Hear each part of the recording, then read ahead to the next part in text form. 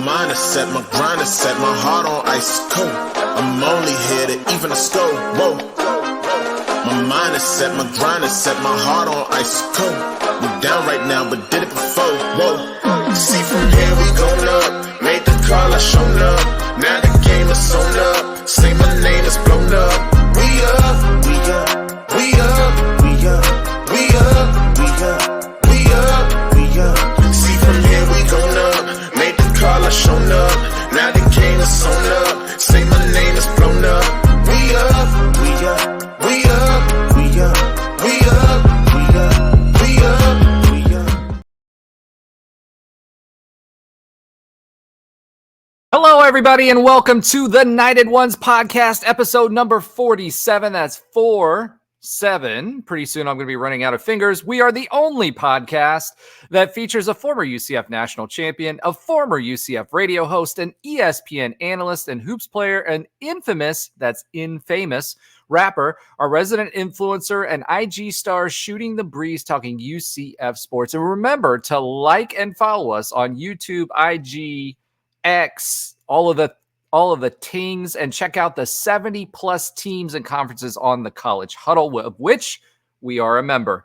In addition to that, we will also, Alan and I, and maybe Trey, will be on another show as guests on Why We Huddle, and we'll be sitting there with and chatting with a Florida Gators podcaster. So it might be a little spicy. I don't know how that's going to work out, but obviously we have a game coming up. So that is being recorded tomorrow. So we'll drop that at some point this week. So look out for that. In addition, this week, we're going to be talking a little bit more recruiting. We've got another 2025 commit to our class, another 4-star. So excited about that. Big 12 Media Days. There was a lot of chatter there. The guys looked fresh and clean. So we'll talk a little bit about that. The EA college football game. So NCAA 2024 finally dropped. So excited about that. We'll talk a little bit of football news. You know, there's been a lot of conversations about expansion again. We've been talking a little bit about the ACC, the Big 12, what the future of the ACC is. You've heard us mention the Power 3 conferences. That was for a reason, and there's a little bit more talking that's come out of that. We'll have a little Would You Rather and a little bit of the court updates that might be affecting, UCF and its student athletes and their status as student athletes. So we'll talk a little bit about that, the implications of that.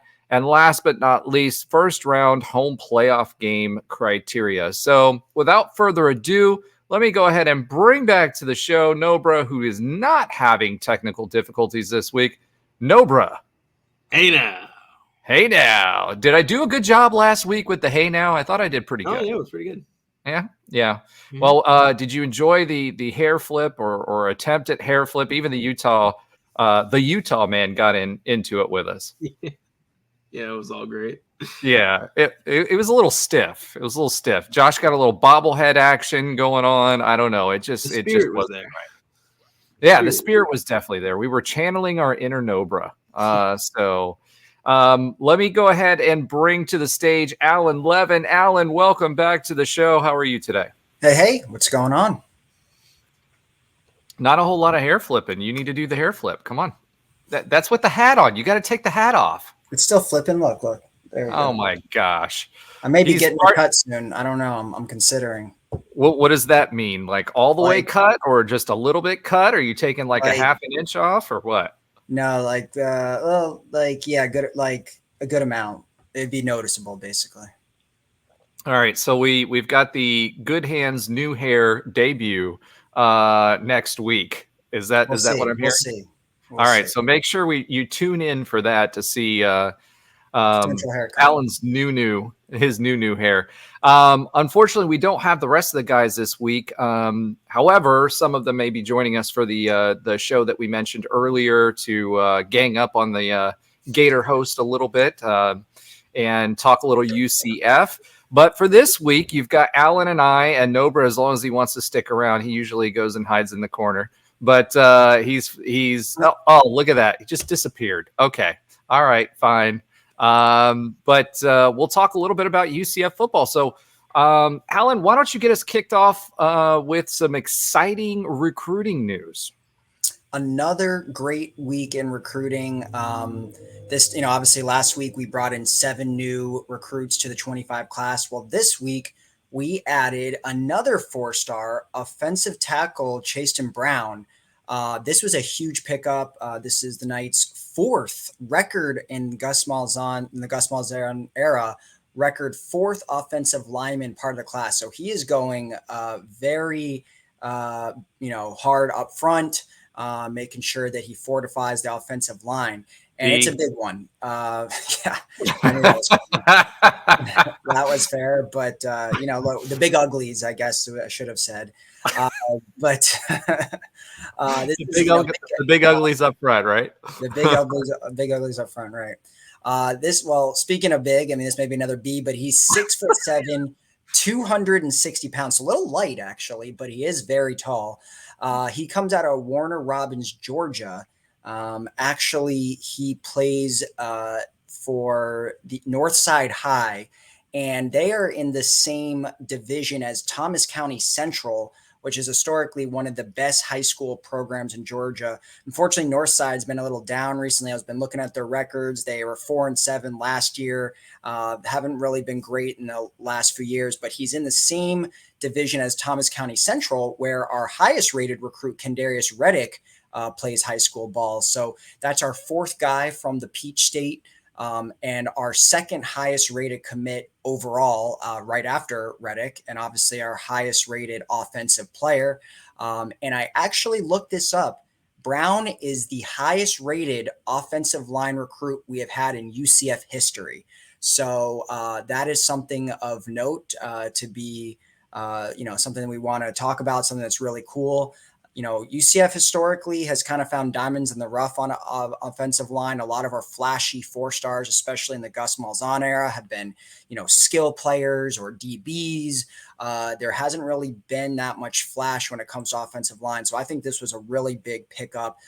We obviously are relying on a lot of transfers right now for the offensive line, in the portal. So it's really good that he's fortifying that offensive line with high school players.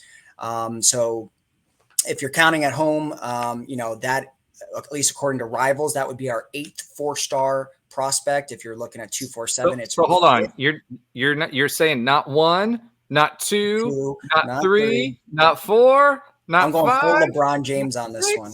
Not 7, not 8, with a better hairline. Exactly. Well, LeBron's hair magically reappeared somehow. I wonder how.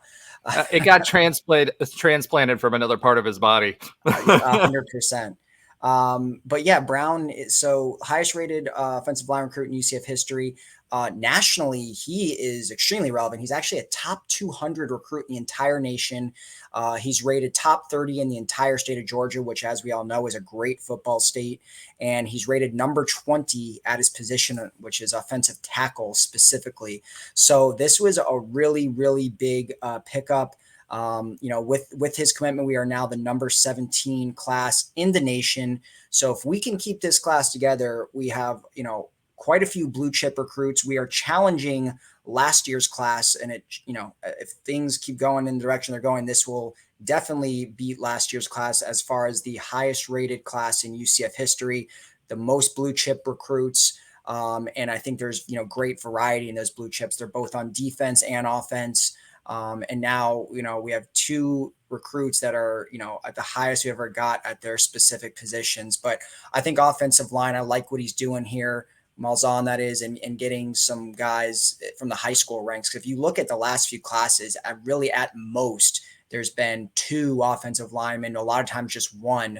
And he's really been bringing in transfers every single year, which is causing, every year to kind of have to just throw together on offensive linemen and hope, offensive line and hope they gel, which we saw in some of UCF's great teams that a lot of those offensive line had been together 3, 4, 5 years. So I like that he is, going after offensive linemen. And now we have 4 with now a blue chip recruit in the mix.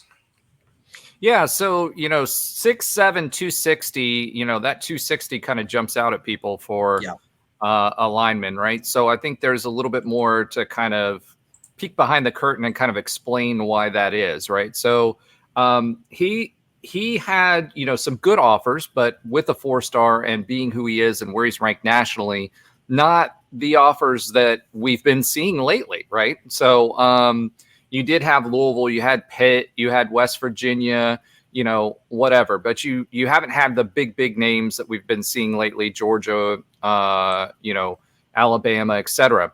So part of the reason for that is he has only played college football 1 year, right?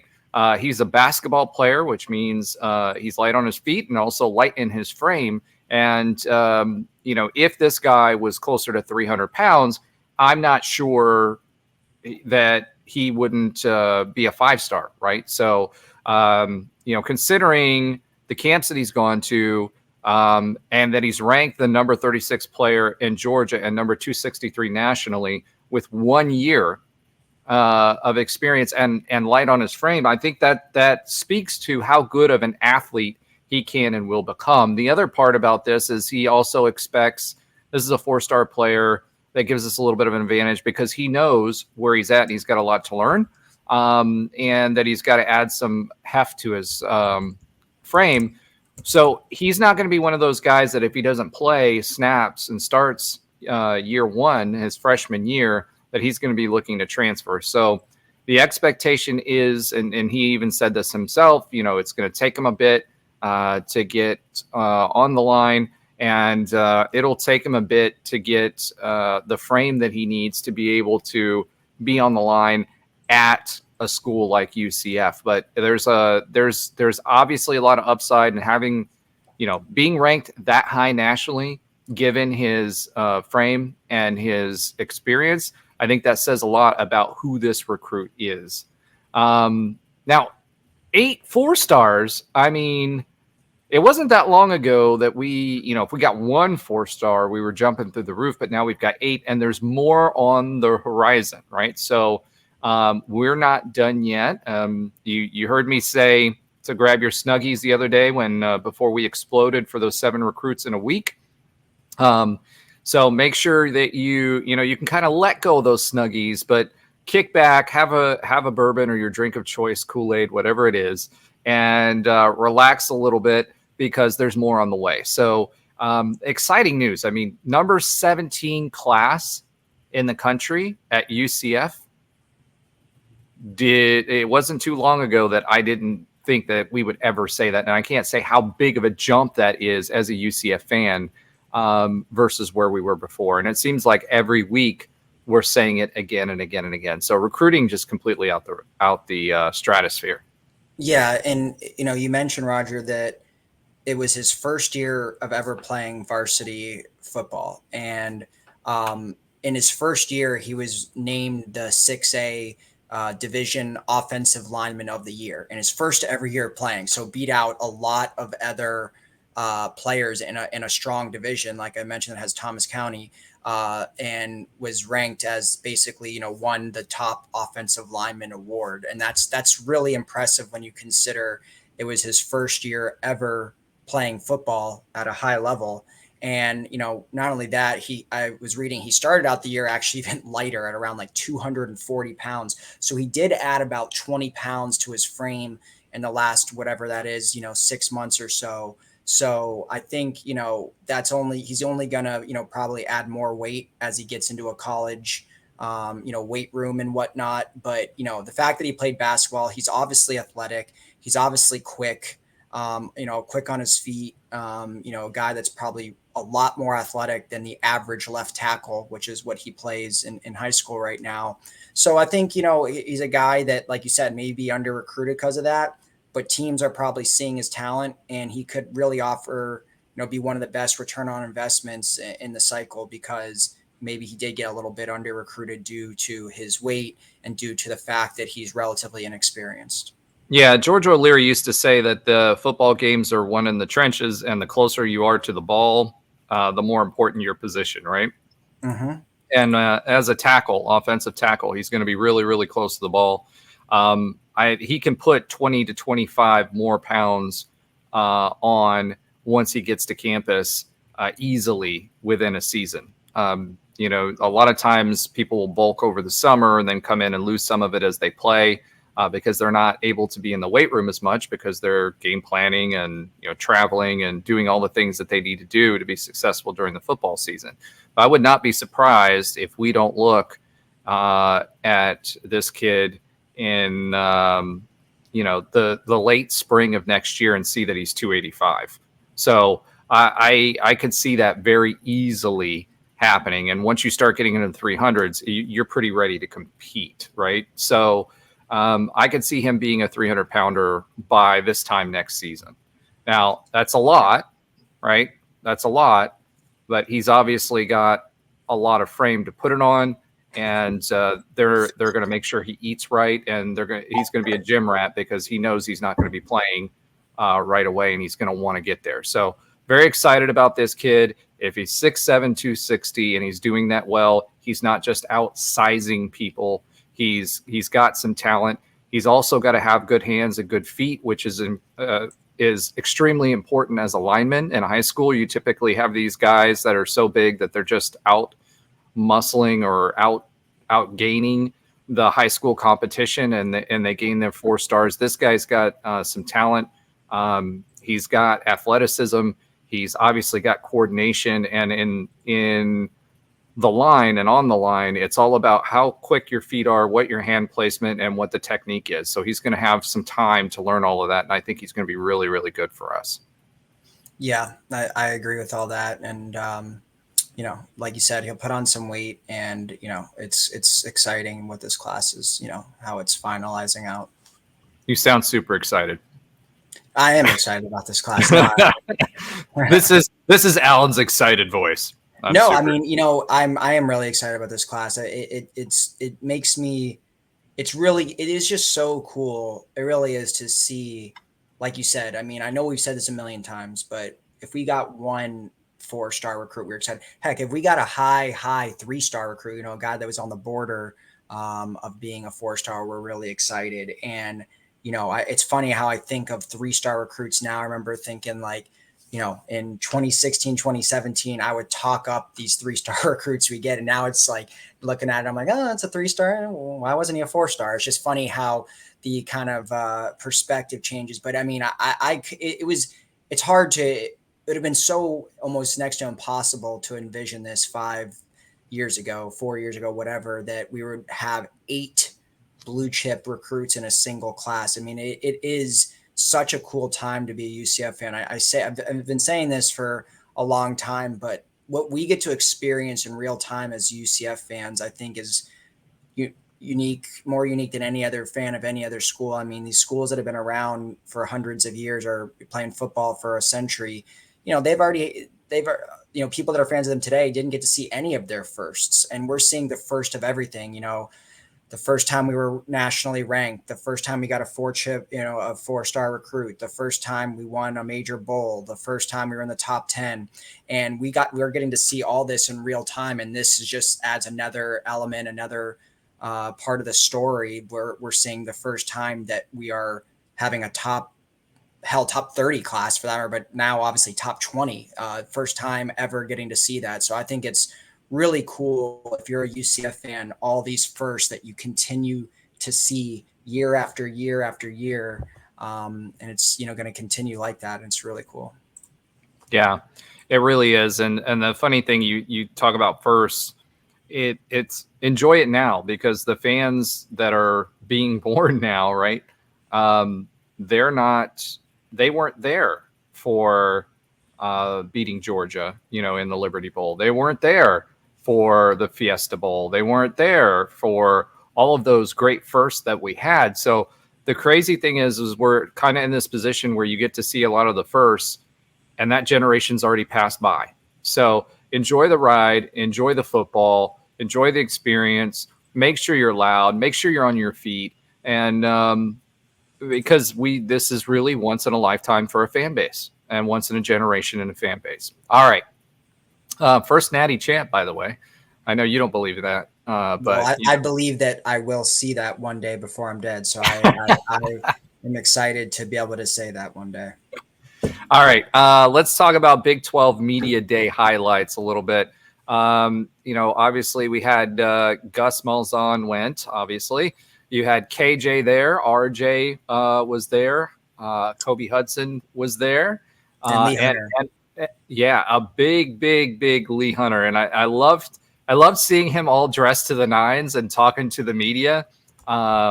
He kind of reinforced, I think, what everybody was saying. Like his description was them being a young team, and that he expects them to do a lot better this year. Alan, what were your takeaways? My takeaways from Media Day, I think, you get a lot of coach speak at Media Day. I mean, I've personally attended multiple Media Days when I was, when I was a journalism major at UCF. They're cool. You get a lot of this, especially for I don't even know what do you call it, a super coach, speaky coach like Gus Malzahn, who really literally has said the same recycled quotes for 4 years of being here.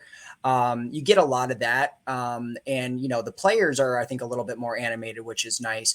But my takeaways, I think, one, when it comes to Gus Malzahn, he is really going in and reinforcing how much he says this is the year. This is the year that UCF should and will compete for the conference championship. He's never said even in the American, never said, hey, like, we're geared up. We're built. This team is built to win the conference. I mean, he's obviously said things that, shown he's confident and that he expects to win, but he's never really said like that. And he keeps talking about how important this year is for the program as a whole to, basically said that 6 and 7 was not acceptable, that he hasn't gone under 500, I think, ever as a head coach until last year. And that, this is important for a lot of reasons. The main one being, if we can win the conference or be in that conversation, he thinks the program is just going to take off, that the recruiting momentum we already have will reach another level because of the fact that if we win, we would obviously make the playoffs, and all that unprecedented exposure we would gather from that. So it's interesting to see how much he's going all into those comments. He's not backing away from the fact that UCF is built this year for competing. On top of that, I mean, you got a lot of the same quotes. KJ is the most Cam Newton-like quarterback I've had since Cam Newton. We've heard that 6 million times, that he's a dual threat guy. We've heard not just from him, but from the media too. Correct. From the media, we hear, the same thing about Lee Hunter. He's a guy that's matured. He's taken a step forward. He has a chance to be one of the best defensive linemen in the league. We've heard the same thing about Kobe. I mean, he talked about a lot of the players. We talked about mainly the guys that were with him at Media Day. Kobe Hudson, he's really stepped up to be a leader on this team. He's our best receiver. He's a vertical threat, all that. And RJ saying the same thing about him, that he really is. He's one of the best running backs he's ever coached. He used to be a quarterback. Now he's a running back. He still has room to learn. So he said the same things over and over. So I didn't get too many takeaways from him, but I did, from the players, it really did feel like they expected to win. They were upset about how last year ended. They felt they left a lot of points on the table. They felt they left a lot of wins on the table, which we know obviously happened. And I think that they talked about, that RJ Harvey specifically had a quote, "This is the best UCF team I've been a part of since I've been here since 2020.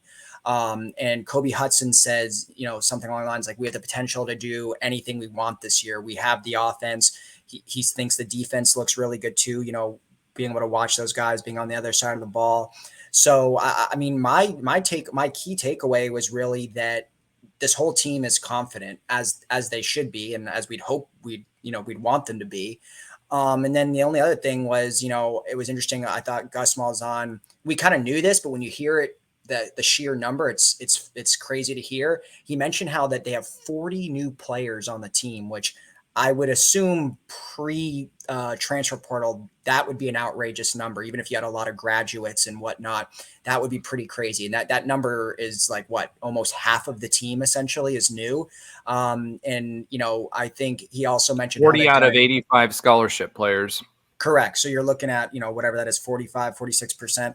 And, but he did mention, I think he got a question when he mentioned that about the chemistry. How does that affect the chemistry? How does that affect the team when you have all these new, not only just players, but veterans that maybe were leaders on their last team, and now they're coming to a situation where there's already established leaders? And he mentioned, Gus did, that, they've done a great job bonding. And I think the most special UCF teams we've seen, 13, 17, 18, they all mentioned how they had that chemistry, that bonding. Trey talks about it.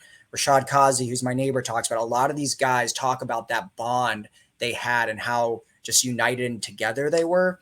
And you're starting to hear that a lot from these from this team. So I think, that was my key takeaway, was the fact that, they're all confident. They all feel like they're bonding, and they all feel like they have the pieces in place. They just got to go get it done on the field.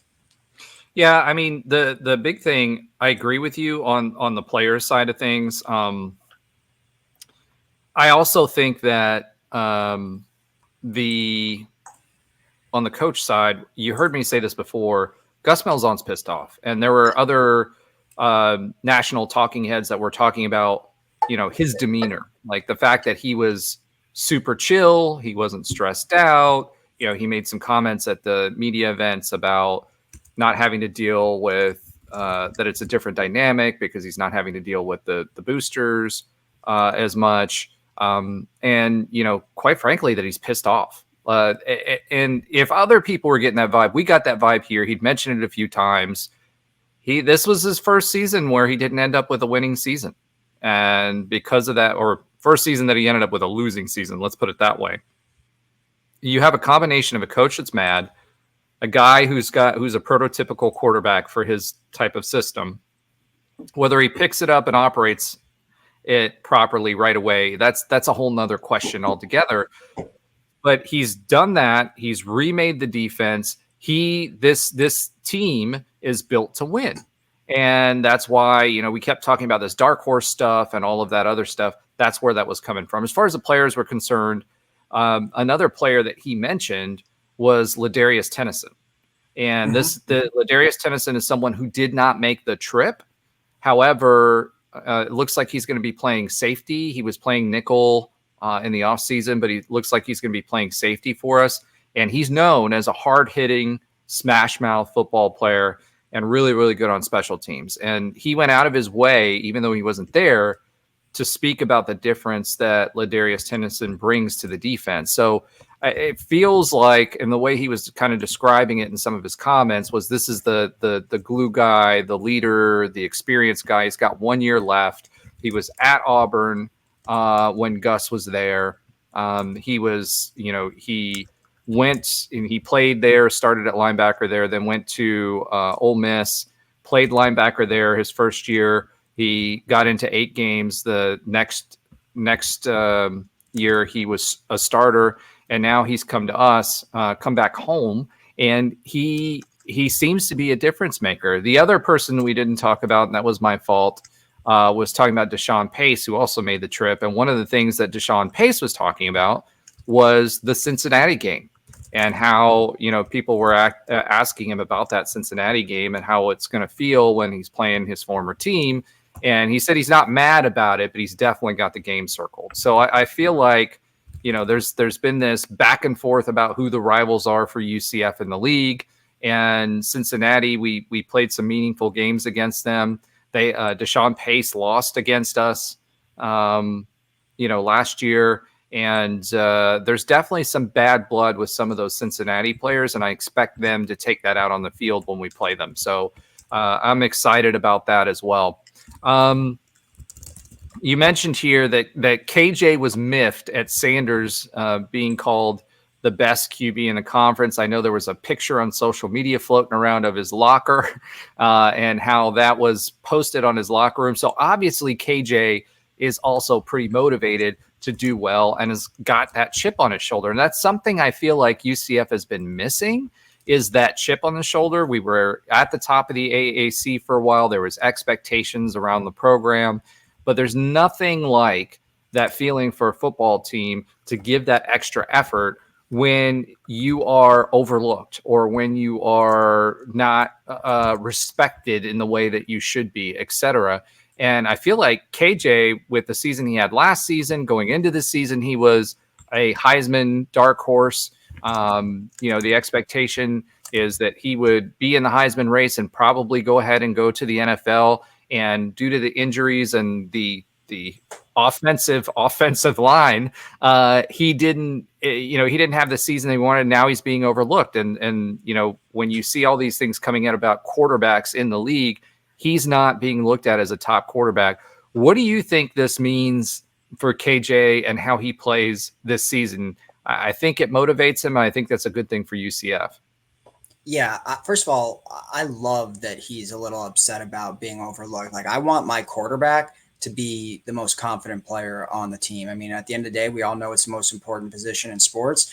And I mean, look, if you compare it to the quotes from him compared to JRP at the last two media days, I'm sorry, give me KJ's quotes all day. I like that he's saying no. I mean, Shedeur Sanders might be the guy that gets all the press and all the media. And, I'm not taking away any, both myself and I'm sure KJ feels I'm not taking anything away from what Shedeur has been able to, accomplish athletically.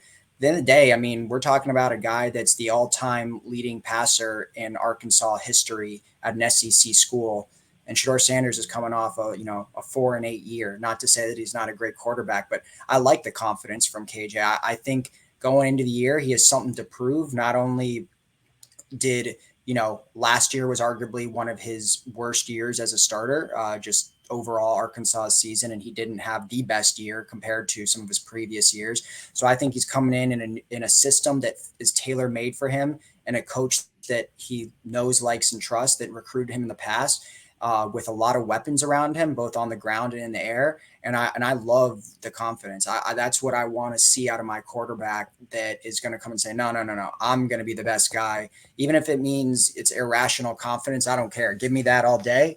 And I think what it means is he's going to come into the season a little angry, like you said, but confident that he can go out there and lead UCF to new heights. And he knows that he's extremely important. And yeah, that's my quarterback. He knows he has a chance for a special season, and he knows that he's got the team around him. And I love the confidence. Yeah, me too. And I want him to have that chip on his shoulder.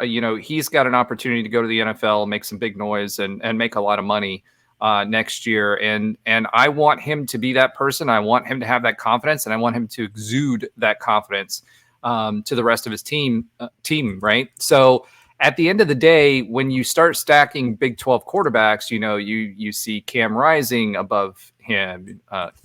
That's Cam Rising above him, right? You see Sanders, you see the Arizona quarterback.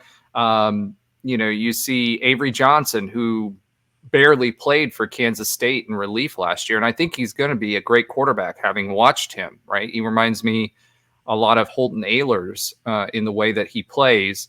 But at the end of the day, I think KJ's kind of being pushed down the quarterback ladder. And I think that's for a competitive guy who's played at the top of his game in high school, played in the SEC, played really, really well in the SEC. I think he's got a lot to prove this year. And clearly it's bulletin board material, literally in his locker room. And if that's the case, you've got a motivated KJ Jefferson. Look out, Big 12 defenses, because I really think, he's the guy. He's kind of got that KZS feel when you watch him. I don't know if you watched any of his Alabama or Arkansas games, but when he played Alabama, when he played Florida, he's the guy that's going to make sure that he does not go down. He's going to keep fighting. No matter what happens, he doesn't seem phased when he's on the field. If they're down or whatever, he's calm, collected, and he's the guy that makes that extra little slip of the tackle or whatever that make that play happen. And that's who he was at Arkansas, right?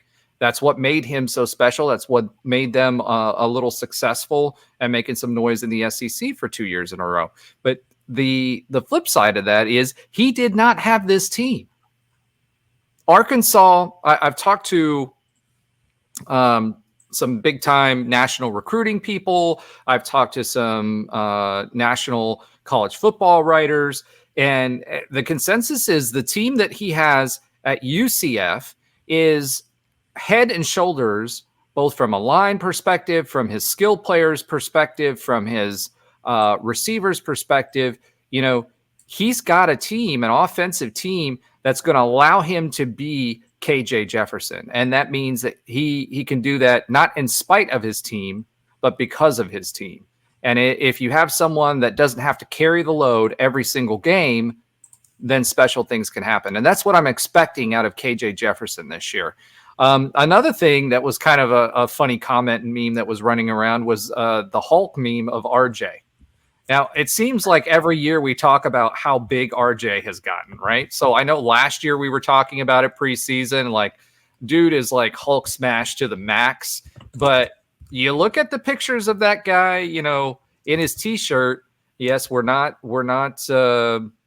FSU fans here, right? So we look at our players with the T-shirts on, and the dude is like literally standing there and like almost ripping out of his T-shirt without it. Yes, we are a family-friendly show, folks.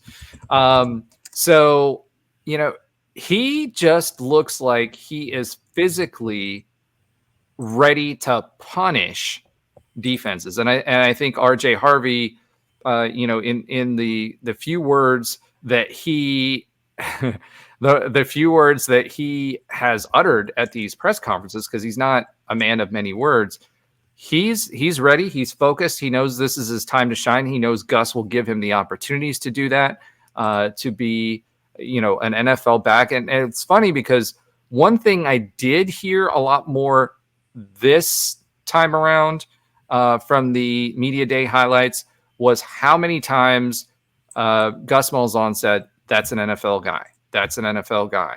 That's an NFL guy." And if you look at who they are athletically and their performance on the field, those guys are NFL guys. So, go ahead.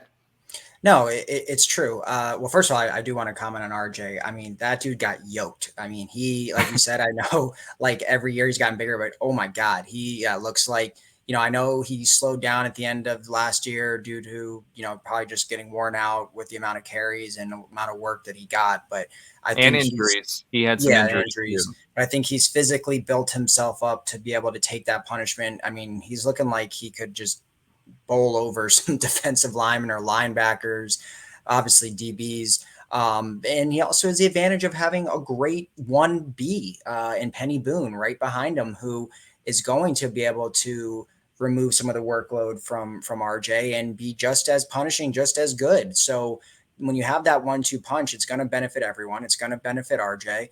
And RJ, yeah, looks like he's gearing up not only for a great season, but an NFL career. As do, you know, there are several guys on this team I'm expecting to get drafted and get NFL looks. So yeah, exciting. But RJ, wow. Yeah, I'm really excited to see what he can do this year. I think he could top, you know, maybe statistically it won't be as, you know, as notable as last season just because he has Penny Boone there. But I think it's going to be just, you're going to notice the improvement. I mean, we're going into year 3 of him being a full-time running back when he spent his entire, you know, Pee-wee career to first year in college football being a quarterback. I think more and more things are going to click this year for him.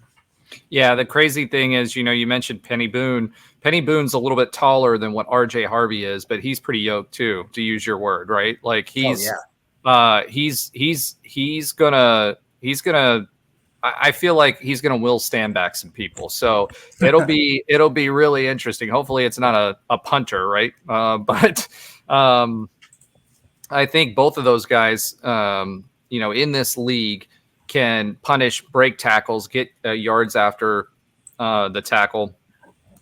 And I think they're gonna put up a lot of yards. I mean, you look, both of them averaged over 6 yards per carry last season, and I expect that to continue.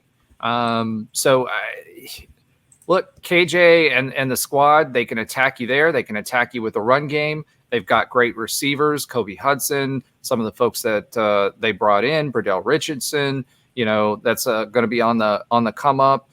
We've had some transfers that I think we're forgetting about in the receiving core as well. We've got depth at receiver, which is something we were worried about last year. This team offensively is ready to go. And I think this just proves it. Now, going back to the media days, Terry Mohajer was also there, obviously, and he had some comments there. He talked a lot about, a lot of people asked him, how did it feel this time around, as this was not the first time, the new kid on the block anymore, at the Big 12 media days. And he said that, that it definitely was different in how he interacted with the other ADs, how accepted, I guess, UCF was is the best way to put it. We're one of the guys now as far as the Big 12 and the Big 12 leadership is concerned, and how we're treated. So it was definitely a different experience. But he said it's also kind of strange because, as we talked about when we were talking about the schedule, there's 4 new kids on the block, and so you've got to meet them, you've got to talk with them, and some of them were also talking. And the running theme that you heard from the new ADs, especially the Colorado AD, was they're expecting full stadiums. And you heard the Utah man talk about that last week. This is going to be a new experience for the Pac teams, right?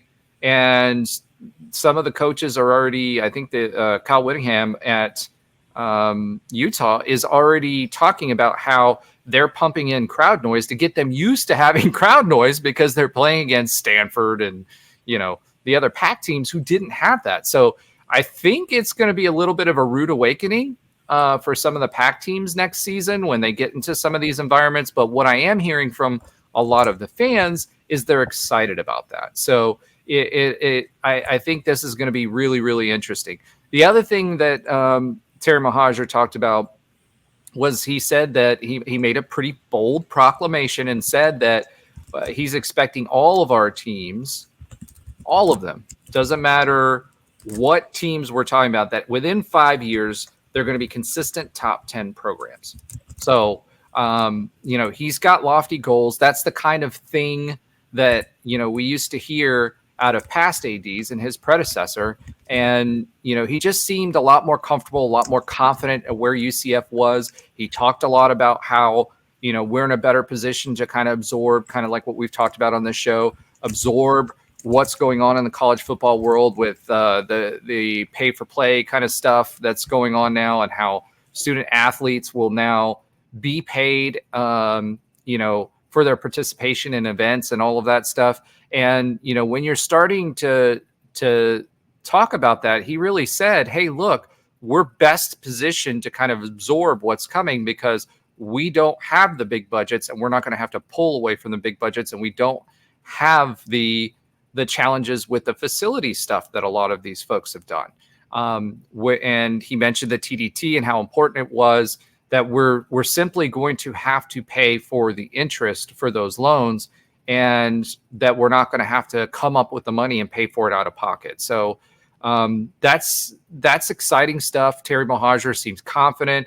I think to your point, the team and Coach Malzahn, everybody around the UCF program seems to have gotten that swag back. And, that's exciting because when UCF has that swagger, we do good things. All right, so let's talk a little bit. Today, the EA college football game dropped. If you did the early version, the Bounce House goes digital again. Yep, super excited about that. It was funny. A national publication, they put the first thing they led with was the civil conflict. They had UCF versus UConn, and then you had a beta tester that was playing UCF versus Cincinnati a few days ago that came out. And of course, UCF throttled them, and the beta tester seemed to be surprised at that. I don't know why. But it was, it's exciting stuff, man. I remember I had NCAA 2013, 2014. That was it. We didn't have it anymore. And a lot of things have happened, and now it's back. Do you have the game? Are you excited that it's back? What are your thoughts on that? Yeah, I haven't been a gamer. Actually, the last time I remember playing, video games was I did bring my PS2 to my dorm at UCF freshman year at a PS2, and the game that I played all the time with my roommate was NCAA 14. which is funny. That was literally the last time I consistently played video games was freshman year in the dorm with NCAA 14. I remember playing a lot with Oklahoma. That Adrian Peterson was on that roster. So it was, I personally, Dude, you missed Modern Warfare, Call of Duty, all that stuff. Dude, Madden, all the Maddens. that's not okay. Hold on, I gotta get a Nobra. Can you throw a flag on this play, because that's absolutely terrible. He has not played Call of Duty. He's not played Modern Warfare. Can you please bring some levity to this conversation? What's going on right now? I don't know. Some people just aren't gamers. That's it. I think that's a good way of putting it. I don't play sports games, period. But you do play video games, right? Yeah, of course. Yeah. What do you play? I play Destiny, Rocket League. Well, I guess Rocket League's a sports game. But Yeah. That's it, Rocket League? You don't play anything else? not sports game wise. No, but what other games? God of War. I don't really play much COD unless my friends play it. Modern Warfare? Yeah, I played that when it came out. The new one. The new one, yeah. All right, so Nobra's not helping me out much here, but we have figured out he's a God of War fan, so we're going to drop him off on that because he's not helping the conversation. To kind of talk about it, though, yeah, I mean, I think if anything were to get me to buy a new system like a PS5 or something, it would be this game. I know, a few of my friends are getting it, and I am excited to see, at least at the very least, the highlights, which some have come out of like UCF in the game, and hopefully I get to play with a friend just to try it out. But I think it's cool, and it's going to be cool to see the current roster. It's going to be cool to see how they manage, transfer portal and paying players and all these things that last time this game was out, none of it existed. So it's going to be interesting to see that new take. It's not like it's been out every year, so they've, slowly but surely kind of integrated all the new changes to college football. I mean, when you think about it, the last time that this game, existed, the Pac-12 was still around, the Big East was still around. Technically, the Big East is still around. The Pac-12 is still around. But it's really the Pac-2. There was a lot of teams that were in different conferences when this game was out. There wasn't teams in California playing in the Atlantic Coast Conference. That's for sure. And there wasn't the transfer portal. There wasn't NIL. So it'll be interesting to see. And obviously, as it pertains to UCF, we know that RJ was named a top 100 player. So that's cool. Was our only player in the 90s, got a ranked 91. And then looks like KJ and Penny Boone Penny Boone and KJ were our second and third highest rated players respectively. So I'm sure we'll see I'm curious to see what some of our other top players are rated, like a Kobe Hudson, like a Lee Hunter, like a Deshaun Pace. So it'll be interesting to see, where in the 80s and stuff they got. And I mean, I'd like to eventually play it. Am I going to go out and buy a PS5 in this and drop whatever that is, $600-$700? Maybe not anytime soon, but I am curious to see how it looks. Oh, come on, bro. You can write it off. You're a business owner. What are you talking about? You're doing marketing research. There you go. I like it. Now? Come on. I'm writing it off. There you go. There we go. Write off your PS5. You're doing marketing. You're looking at to see the advances in graphics and how well they're doing, and yeah. So I'm trying to get EA as a client. Okay. Oh well, yes, we definitely want that. Hey, very close UCF ties with EA Sports. For legal purposes, this is a joke. Nobra with the save. I don't know, man. I mean, you can write things off. I'm just saying. One of my companies is a VR company. We're developing VR software, so I think I could probably swing it as an expense. I don't know, man. That being said, all right. So you mentioned the ratings. Do you think KJ's underrated? Do you think he's getting the shaft there? I'm okay with an 87. I mean, I'd be curious to see what the other Big 12 quarterbacks got, like how much of a difference, like some of these, like Sanders and some of these guys. I mean, I don't know how many were in the high 90s. Like 95 plus. I mean, if some of the other top rated quarterbacks in the conference got, 89, 90, I'm okay with an 87. He might've been a little bit underrated, but just for the fact that he has been really good for quite a few years now and is coming into a team that's, where the system is designed for him and got a lot of weapons. He could have probably been a little higher, but I think he does have something to prove this year after a so-so year at Arkansas where they were, one of the lower tier teams in the SEC and he didn't have the best year. So I'm okay with the ranking. I'd be curious to see how much. I mean, 87 is still fairly high. So unless these other QBs are like, I would. Bro, if all you want is an 87. Huh? I said, if all you want is an 87. No, I want him to be higher. I just don't think it's ridiculously unfair is all I'm saying. I know. I'm just joking around. All right. So that's it for the EA college football game. Enjoy it. Make sure you play it. It gets you ready for the preseason. We're excited about that. It'll get you through the preseason until we get to the games, which, 6 weeks. We're almost there. So you only have to suffer through 6 weeks of us babbling for a little while longer before we actually get to talk about some football. Now, one of those things I do want to mention, other than like, subscribe, follow, is that we will be doing some preview work as the season approaches. We're going to get some former UCF football players that will preview the defense and the offense for us. We're going to be talking a little bit about what our expectations are for the team, what the schedule looks like, what we feel like the outcome will be for the season, and what the ceiling is for this team. Everybody can talk about the floor, but what truly do we feel like this ceiling is? And so we'll look at that in a lot more detail. And then as far as defensively and offensively, we'll have the team break that down, the former team players break that down and what their expectations, what they expect us to do this season. And we'll see how that turns out. In other football news, realignment has reared its ugly head again. I mean, has it ever stopped really since 2016? This time, you've heard us talk about it, the ACC being on the chopping block. And, when FSU and Clemson decided to sue the ACC, it was like everybody kind of turned and looked around at each other like, it's a grant of rights. You're never going to get out of the grant of rights. This isn't going to go anywhere. This is just a publicity stunt, whatever.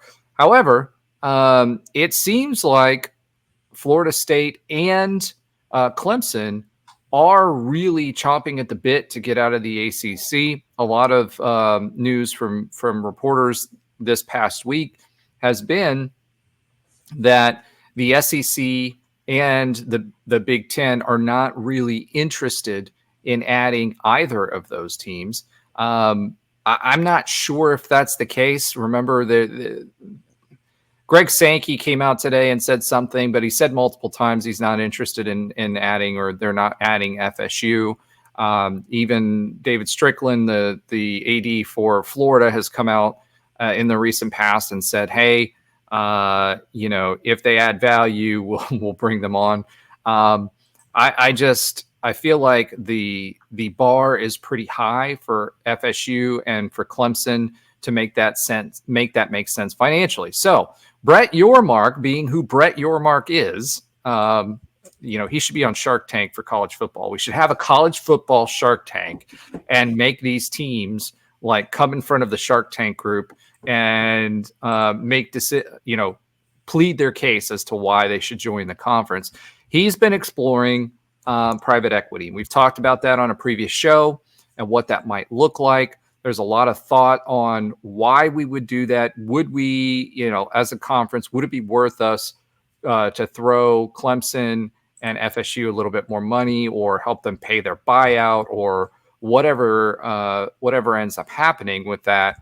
So the first question is, I think everybody's kind of been under the assumption that FSU and Clemson will get picked up by the SEC or Big Ten, and then that will kind of start the dominoes flowing. But now, it was smart of Brett Yormark to have the media days prior to the ACC media days.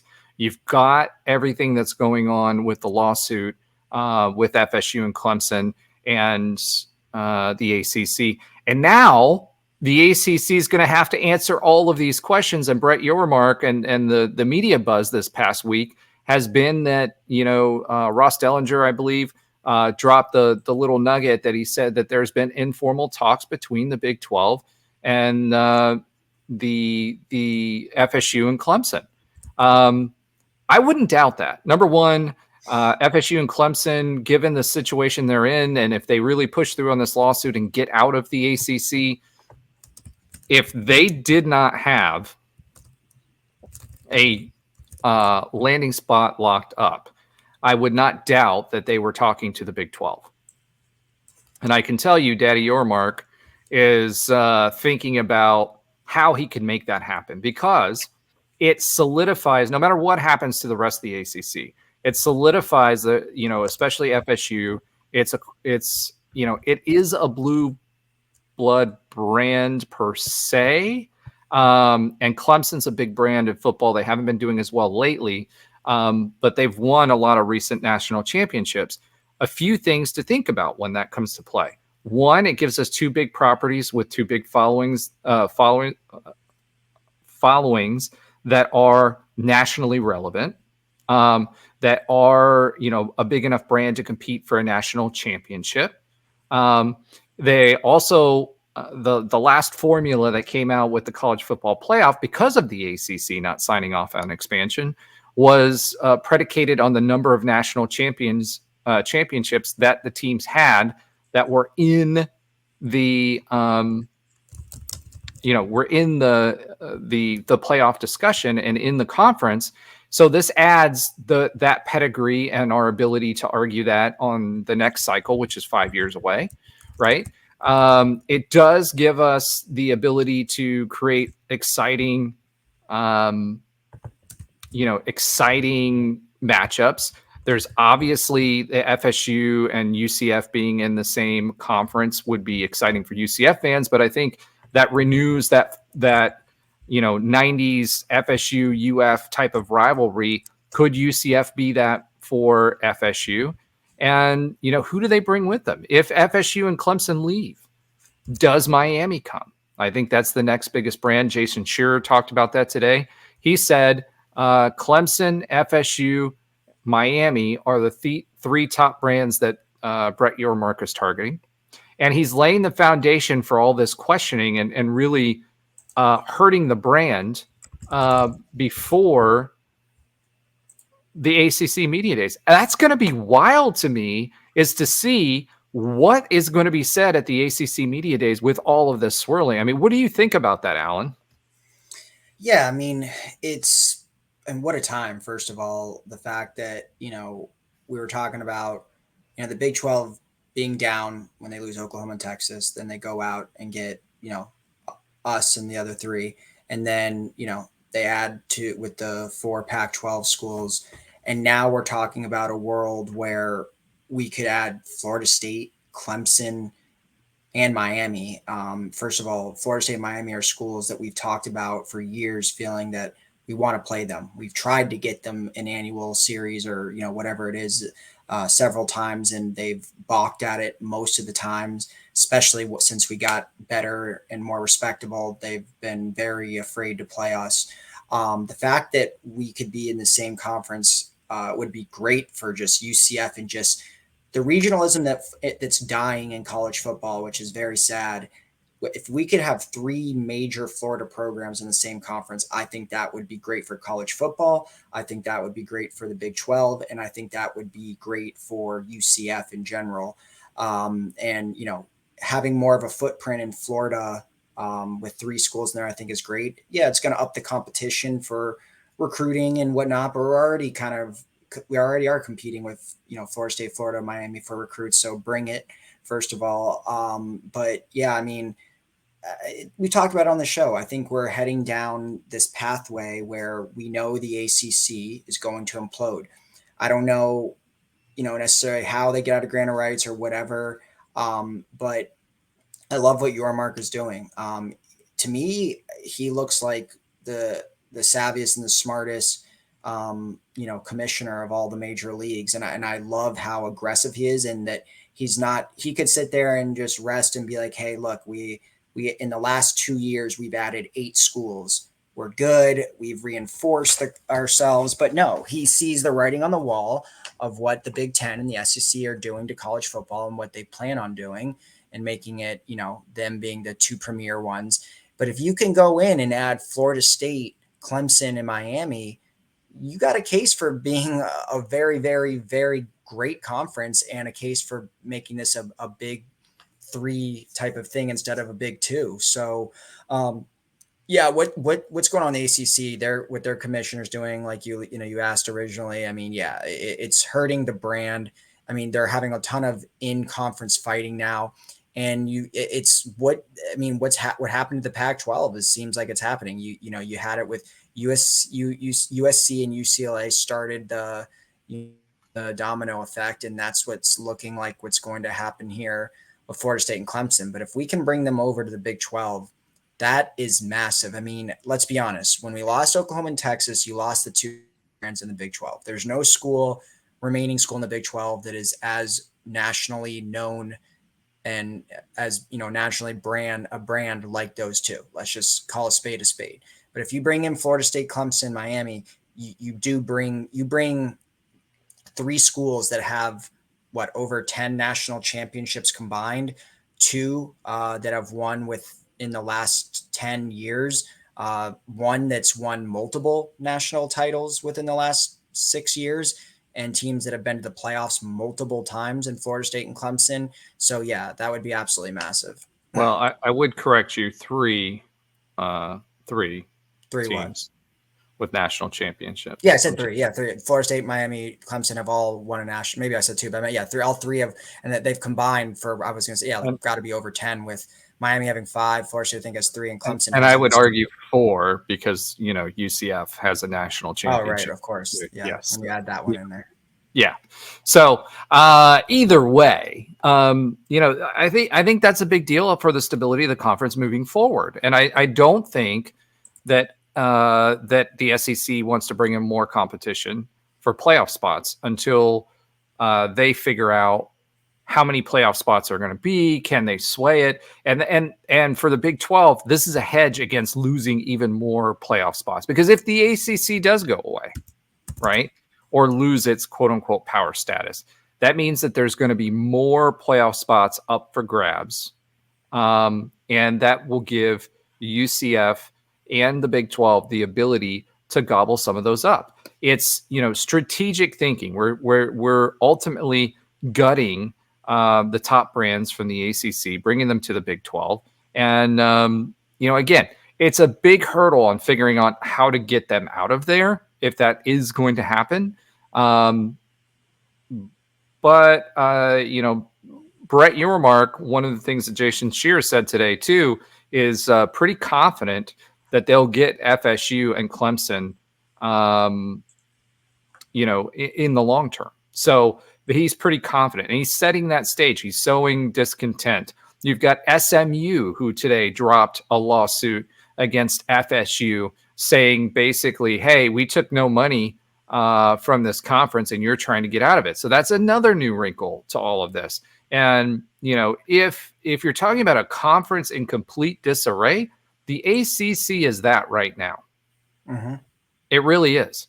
And so even if you don't, like Brett Yormark went after Oregon and Washington when they left to the Big Ten, even if you don't get Florida State and Clemson, which I think we have a better shot than most people think because the money's not there, I do think that opens the door for the next group.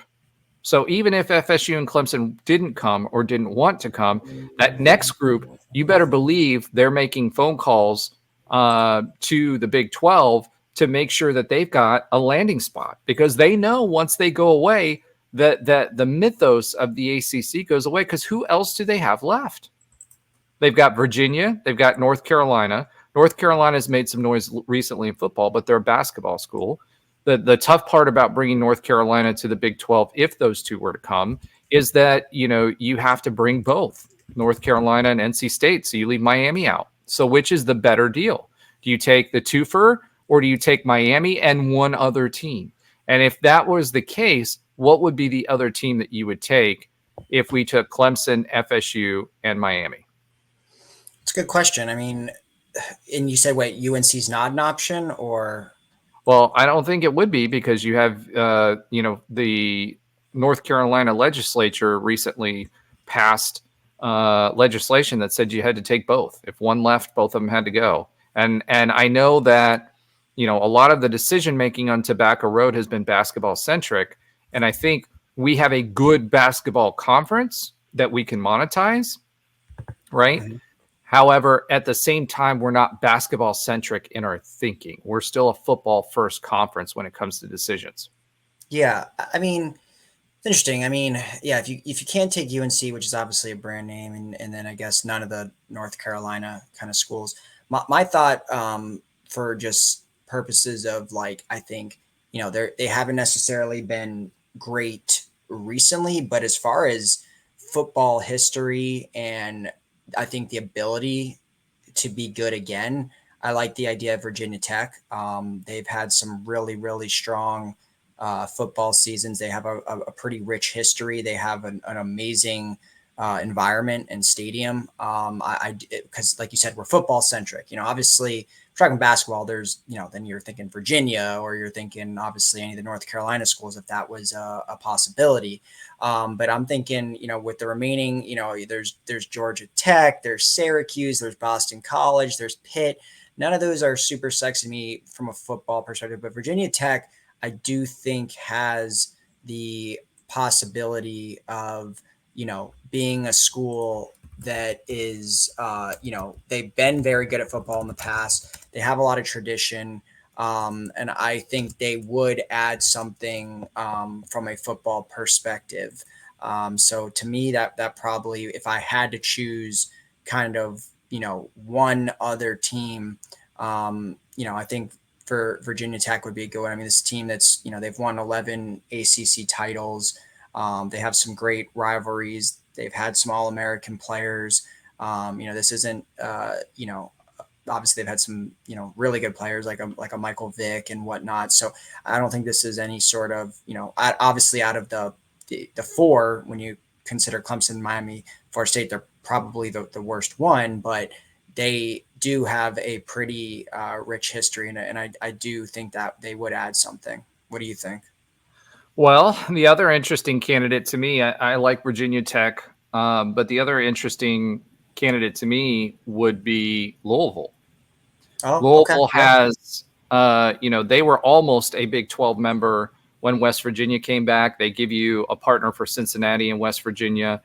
You have that Big East connection there as well. And more importantly, they have a lot of money. They have money to throw at NIL. They have money to throw and they are throwing it at football and basketball. So I think when it comes to a team, last year they made some noise again. When it comes to a team that could bring value to the conference that's kind of on the precipice, I think Louisville fits the bill there. I think from a basketball perspective, the Rick Pitino years and all the sanctions and stuff have kind of made them take a step back. But if you're talking about a school that's like-minded as far as who the Big 12 is, that wants to win and has demonstrated that they're willing to throw money at it and have the ability to do that, especially and having a rich basketball history, if we start separating out the football and basketball contracts, I think Louisville fits the bill. I wouldn't be mad at Virginia Tech. They have a big fan base. I actually made the case for them on another podcast that we participated on the College Huddle. But I think Louisville, my picks were Florida State, Clemson, Louisville, and Virginia Tech. But I think if you get the chance to get Miami, you do it just because of the Florida connection and the ability to build rivalries within the state of Florida, which I think is is something that the Big 12 needs, and I think would be instant viewership. And it would be properties that, the Big 12 would want to sell to folks who put on ESPN and Fox. So if you think about it, you'd basically have a rotating rivalry game. I think you at that point would make some permanent pairings, for lack of a better term. It would benefit Miami, would benefit FSU, would benefit UCF by giving them 2 additional games in the state of Florida every year. And I think you could build that into, some pretty unique properties. I mean, look at what happened with the Cows and UCF and what it turned into as a Black Friday game, in 2016, 2017. It had some pretty good ratings, and it was good enough to be on ABC on Black Friday. I think that if you add, you take that up a notch, if you add Miami and if you add Florida State. And I think if you add Louisville, I think that gives another good piece to that East Coast. However, if you take two Florida schools, Virginia and the DMA in Virginia is a big DMA because you get, you get Virginia, you get the DMV. So Maryland, Delaware, and Virginia. And Virginia Tech, having lived in Maryland, I can tell you, has as many, if not more, and is actually a more popular team in the DMV for football than what Virginia is. So, that's a tough sell. They fill their 65,000 seat stadium. They've been, consistently a name in college football. They haven't done as well lately, but I think they would be a good ad for a lot of reasons. And I think of the remaining schools, if you did not take Louisville, I think they would provide a good option there as well and give you a new state. So that's kind of my take on that. Yeah, I think that's fair. I think Louisville's a very interesting option. I mean, for all the reasons you stated, and yeah, it would give you that presence in the DMV area, or I guess no, well, yeah, close to it. But that's for Virginia Tech. But for Louisville, they bring a lot to the table football wise and basketball wise. They've won a national championship in basketball, even though it was, I guess, axed from the record books or whatever. But football wise, yeah, I mean, especially recently, they've had some great battles. I mean, they were in the ACC championship last year against Florida State. They're a perennial contender in the conference. They've been much more nationally relevant than Miami has in any recent years. And even Florida State, while Florida State was down, I mean, a lot of that, while Clemson was running that conference, Louisville was usually a number 2, a number 3 up there. They've obviously had a Heisman winner recently in Lamar Jackson, Teddy Bridgewater. And yeah, we've also, UCF from a kind of a home front, have had some good battles with Louisville in recent years. And I think they would also bring a lot to the table. So if you told me Louisville, you told me Virginia Tech, I'd be happy. I think if you look at compared to, if you took Florida State, Miami, Clemson, Louisville, that is a massive upgrade over any of the 4 Pac-12 schools we took. No disrespect to them, but outside of Utah, the other 3 are historically not great in football. I mean, I know Arizona had a great year last year. I know Colorado way back in the day was a contender. But you talk about any of the 4 we just mentioned from the ACC. I mean, they're nationally relevant, deserved or not, every single year. And there's definitely been a lot of recent success for at least 2 out of those 4, if not 3, if you talk about Louisville. So that would bring our conference to a whole new level, give us brand names that we lost when we lost OU and Texas. So I think it's great. And I just Yormark compared to like our Resco and the AAC, it's just, I mean, I know it's a different level of college football, but I just, I think a lot of people in the American, especially UCF fans, complained a lot about Oresco. So to just have this, we stepped up our game in every facet of a football. Well, I think UCF fans never felt like he had our back. Like when we were making claims about, who we were and whether we should be in the playoff and whatever, he would always, he seemed meek. I mean, he did the Power 6 campaign, which is great from a marketing standpoint, but the execution of it was just terrible. It was just terrible. And he never seemed to support UCF. And I think, honestly, he knew we wanted out and we wanted more. Because of that, I think he kind of took a step back. But you're right. He played in the shadows. He thought he wanted to play by the rules. Brett Yormark plays in the shadows, but he's a killer. He's like legitimately like 80s, like hostile takeover king thought process from New York. I mean, legit, like watch your back. He will do a hostile takeover. So, you know, legitimately, I think that man, people should be scared. I think, you know, Sankey as Greg Sankey, as masterful as he's been behind the scenes, I think that Brett Yormark can even out Sankey. So he knows how to play the media. He knows how to undermine the value of other properties. He knows how to come up with new ideas, right? He doesn't play within the framework. Sankey does. And I think he does it in a way that ultimately he is an asset to this conference and has basically, he's got a plan to create as many opportunities as he can for us to elevate the conference and stay relevant. And I think that's the most important piece of this pie. So yes, I think he's good for the Big 12. I hope we hang on to him for a long time. Guys like that tend to move on more quickly. You know, once they've kind of fixed whatever it is and then put that feather in their cap, they tend to move on for the next big thing. And I think he's going to stay in sports. And I think he's a killer. He's like a straight up, like, He's a gangster. Like, yeah, he's gangster for sure. Like shades dropping down meme, like gangster, right? Like he's a G. So we'll just put it, you know, he's over there quoting, you know, he's quoting Jay-Z. Let's just put it that way and applying it to business. So if that tells you anything about Brett Yormark, that should tell you everything you need to know. While at the same time, he projects himself, he articulates himself well. I don't know, at the media days, he seemed a little uncomfortable with the tall dais that he was behind because he's not exactly the tallest in stature. But he's well-spoken, he's well thought out, he's constantly looking for opportunities, and that's who the Big 12 needed. Now, do you think, and I'm going to ask you this question, that Brett Yormark's leadership of the Big 12, would he have invited UCF to the conference? When, you're saying? Either then or now.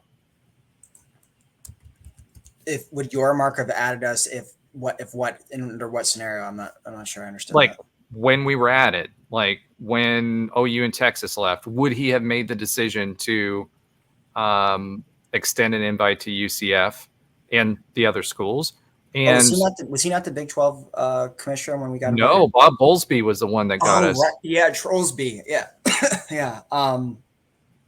That's a great question. Completely forgot about Bob Bowlesby. It feels like it's been forever since he was the commissioner. You know, part of me thinks yes, because Yormark is a visionary and a guy that can see, you know, what UCF brings to the table.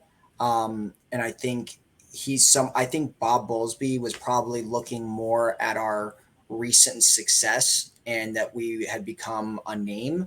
I think Yormark would have looked at it more perspective of the potential in the future. Yes, of course, he would have considered the fact that we've been nationally relevant recently, had won 2 major bowl games, blah, blah, blah, all the things we talk about.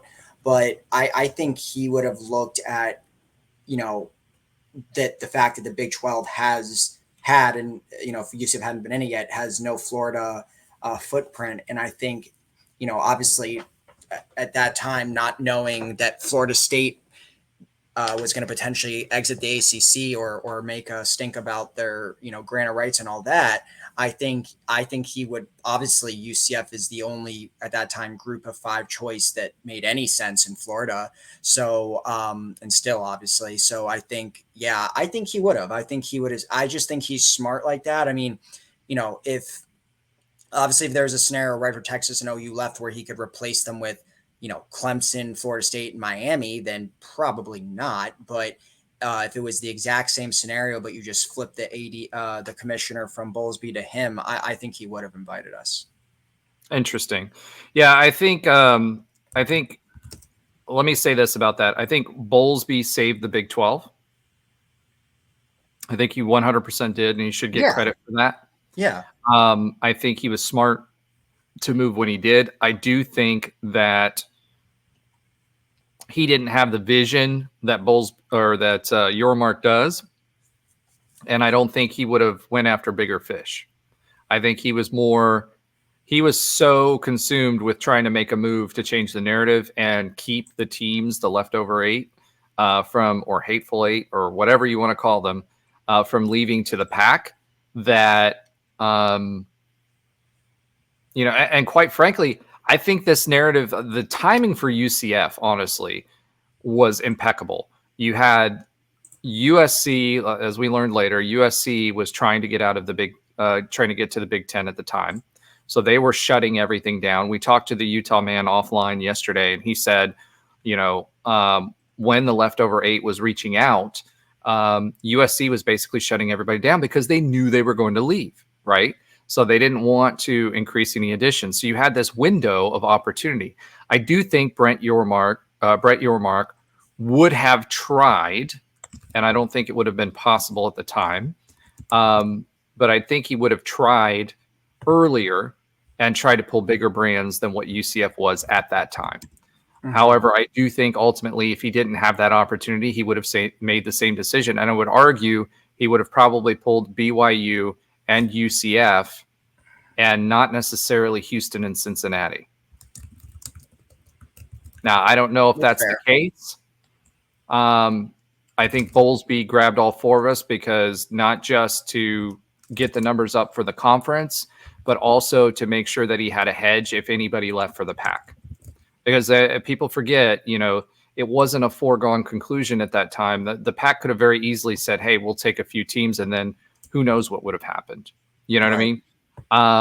But UCF was very, very lucky in today's environment. So if we looked at UCF as a how we're kind of stack ranking the teams in the ACC, where would UCF stand as an ad if we were in the ACC with Miami, FSU, and Clemson? Obviously, FSU and Clemson, you try to take them first, but UCF versus Miami, who do you take? Now, obviously, you're saying? Yeah, so if we were in the situation now, right, and, there's this variability within the ACC or volatility within the ACC, and the thought process is that there may be a shakeup where FSU and Clemson leaves and other teams may be looking. If you had a 3rd and a 4th spot, and obviously Miami would be a take for us at number 3, if UCF was in the ACC right now instead of the Big 12, would you take UCF over Miami? That's interesting. I just... And try to take your black and gold glasses off. I know I tried to do that too. I think, my gut here says that I think most commissioners and most college football executives and power brokers and power players still view Miami as the better, more household name program. I mean, it's like we talked about with Trey on that one episode. Like, they literally get nationally ranked preseason every single year purely based on their name. Yeah, I know they have top recruiting classes and I'm not doubting they definitely bring in talented high school players. There's no doubt about that. And they probably, I haven't looked at their portal stuff, but I'm sure they're able to attract top talent in the portal too. But, I think they still get a lot of love from winning a national championship 20 plus years ago. That UCF's cachet in that department is just not the same. I just think that Miami is still, as much as there's plenty of people that joke about them that, hey, talk to us when you're relevant in this decade or the last 2 decades for that matter. When you talk about the media, when you talk about college football execs, I still think they respect Miami more as a kind of a OG type of power program that was good in the 80s and the 90s and the early 2000s more than they respect a new kid on the block like UCF. And so, yeah, I really think that that's just the case. Doesn't mean we're not better than them on the field. Doesn't mean we couldn't beat them, head to head. Doesn't mean that our future's not better than them. But I think just how the world works and how college football works, a lot of people live and look in the past. I mean, it's not just Miami either. There's a lot of programs that get love like Texas, Miami.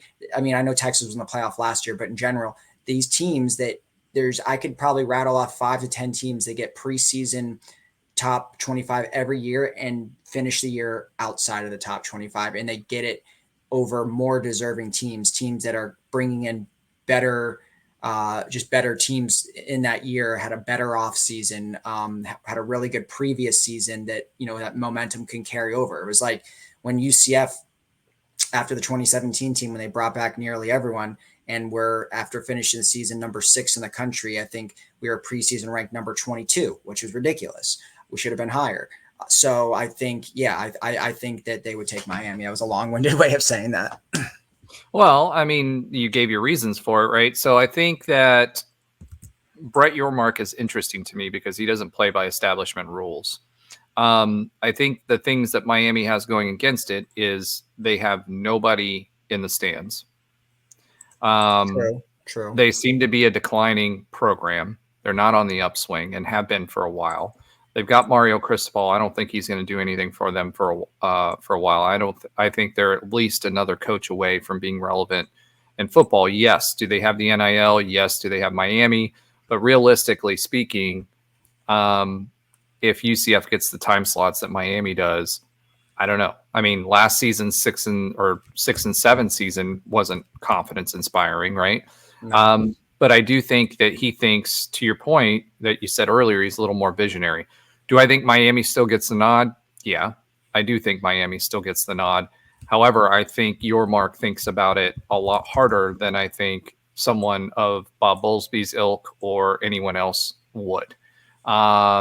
So yeah, it's an interesting conversation, but it just goes to show how lucky the timing worked out for UCF, that we are where we are. I do think that, in general, Big 12 football is better football than ACC football. So I do think we would do better. However, we played Duke and got our noses kicked in. You know what I mean? So it's an interesting discussion point. I think maybe a few years down the road in the ACC that conversation might be different. But I think today, if today's situation was you pick Miami or UCF to join the Big 12 conference, I think Miami does get the nod. Okay. One last thing on this, what does this mean for TV contracts?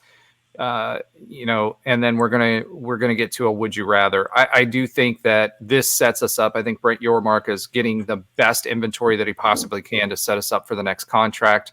I think he wants to get more than the ACC, whether the ACC completely goes away or not, which I don't think they would. If FSU and Clemson leave, I think they're more likely to stay stable.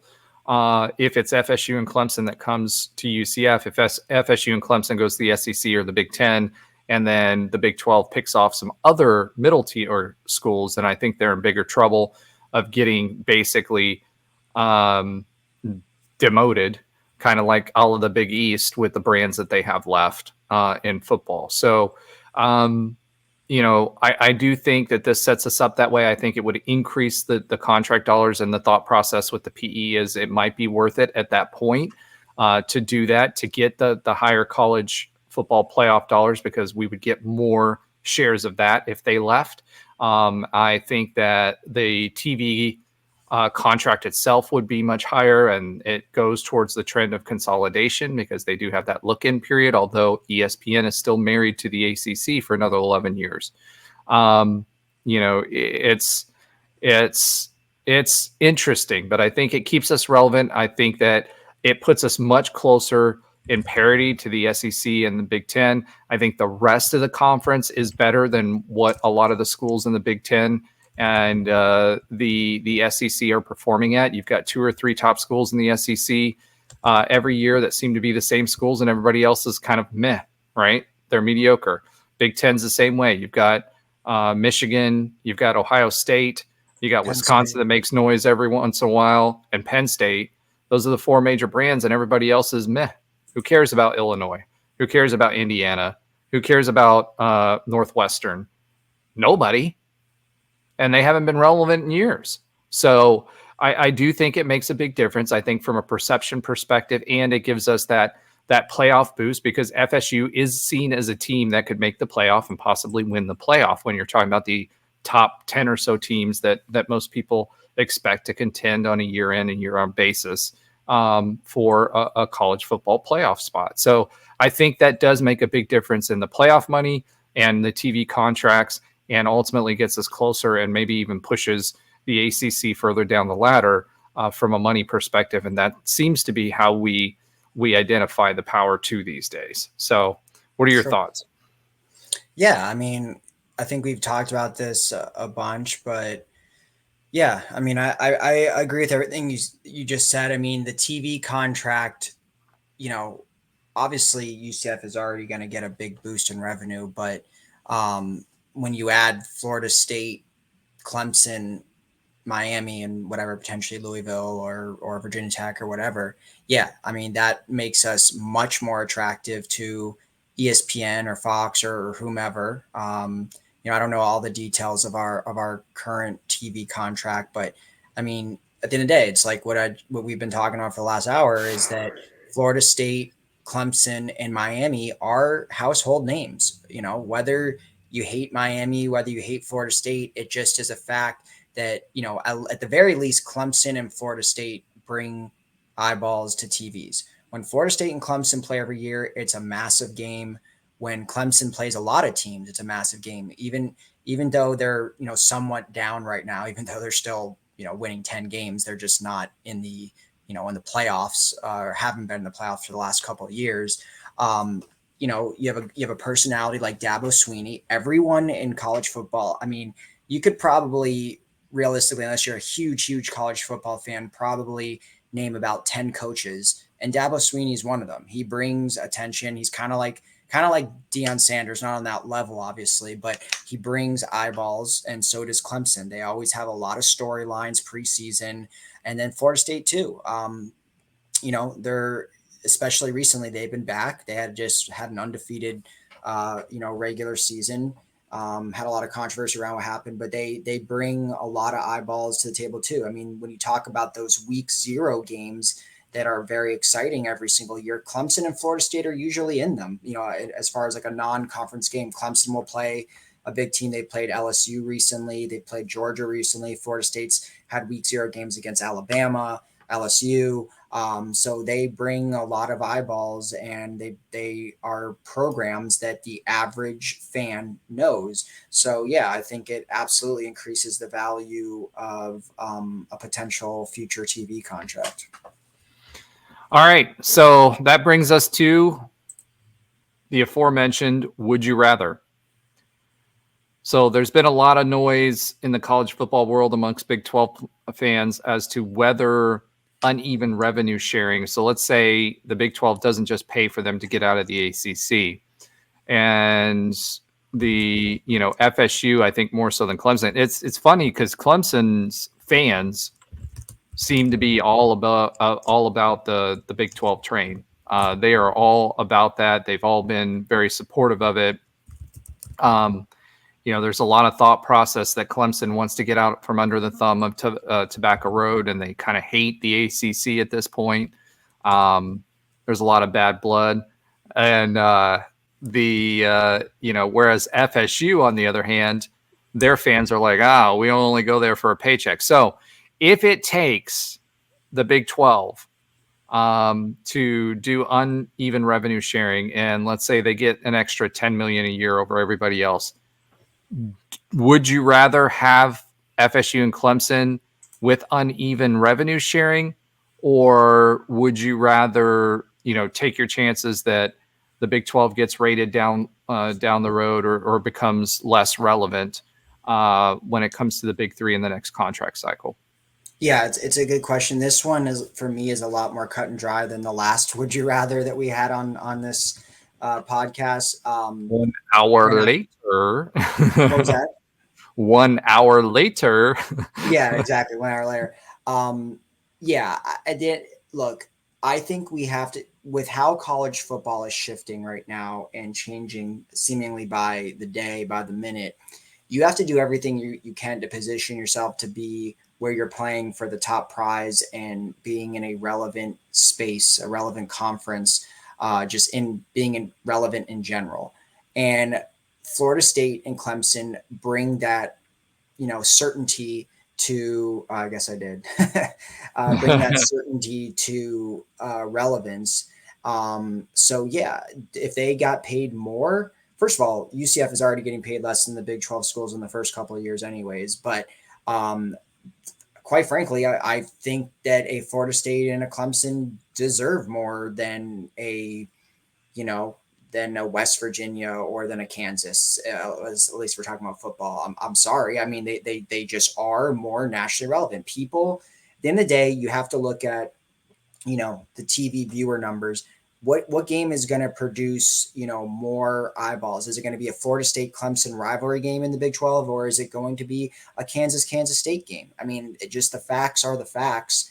And I would be, if that was, obviously I would love to try to negotiate where that's not the case, but if it was a sticking point and they were like, we need to get paid more, I'm okay with that. Would be the two most premier programs in the conference, and they probably do deserve a little bit more money. Maybe there's a way how the contract written, it eventually evens out, or it's contingent on other factors as the future goes. But if it means, there's a chance that UCF is, we don't take them, and UCF is part of a conference that one day blows up and we're relegated to, second tier, not worth the risk for me. Look, we came from a place where our conference payout was total crap. So if we can, we've already much elevated our revenue, and with them on the fold and a potential new TV deal, we probably get even more. So yeah, I'm okay with them making more. At the end of the day, they can probably demand that. They have the power to do that. I mean, Clemson, whether Clemson and Florida State are, down, at the end of the day, college and sports in general are cyclical. They're going to come back up. Florida State is up right now. I mean, they just went undefeated, and Clemson, as much as they aren't what they were maybe in 2016, 2017, they're still a perennial contender and could easily make the playoff in any given year. So I'm okay with it. Okay. So for me, I'll say it this way. There's two ways to look at this. There's to look at it as a UCF fan or a fan of one of these individual schools. And I think fan bases like OSU or K-State or whatever have a even better case to be made as to making that decision or not. But at the end of the day, from the Big 12's perspective, you're looking at adding another property, and Brett Yormark's responsibility is not to UCF. It's to the conference in general, right? So that decision is going to be made by the K-States of K-States of the world, et cetera, as to whether their ADs and presidents sign on this. I feel like if the Big 12 conference, because they get a share, right? They're funded by a share of the TV contract. If they were to take on and say, hey, we'll take the PE funds out, we feel like the valuation of the conference is going to be much higher in playoff money and TV contract money, because they're asking for, the PE firm is asking for private equity or a 20% share of the conference. If they're taking or not of the conference, of the TV revenue contract, they're betting, and there's a lot of smart people that are doing a lot of math to figure out whether this is a good bet or not. If they're willing to take the risk with us, I feel like if the Big 12 said, hey, we're going to do this, but we're going to take the risk, right? Because really there's no money coming out of any one of these pockets. It's just 20% of the conference's share of the TV revenue, which right now is split 16 ways, right? So if the conference spends the money, gets FSU and Clemson out of jail, and we can sign them to a longer term deal, I would say, like a 10-year grant of rights or something like that, I would say absolutely do it. With the understanding that it's for a short period of time until the next contract cycle comes up, and then everybody gets equal revenue shares. And, the PE firm would probably get a portion of that extra amount. That staves off, if we can kill the ACC conference and take those schools on, the SEC and the Big Ten are going to make an argument for why they should get more of that playoff revenue as part of it, as a percentage of what the ACC gives up if it doesn't exist anymore, or gets demoted. But at the end of the day, if it gives us the ability to be relevant long-term, and they take regular shares just like everybody else after they get out of the conference and after the new contract for TV and or playoff is said and done, I think we do it. I think we'd be stupid not to if we had the ability to do it. That's looking at it from a conference standpoint. From a Yormark standpoint, from a fan standpoint, I think, and from a football AD and AD standpoint, president standpoint, that's going to be a hard pill to swallow. At the end of the day, they went through this. They went through this with Texas. It broke down a conference, with Missouri leaving.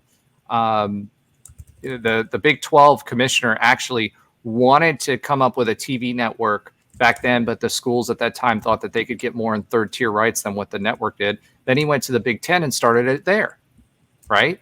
And you saw how successful that was. But the fallout out of that, after they did go to Texas making more money and all the politics that went behind it,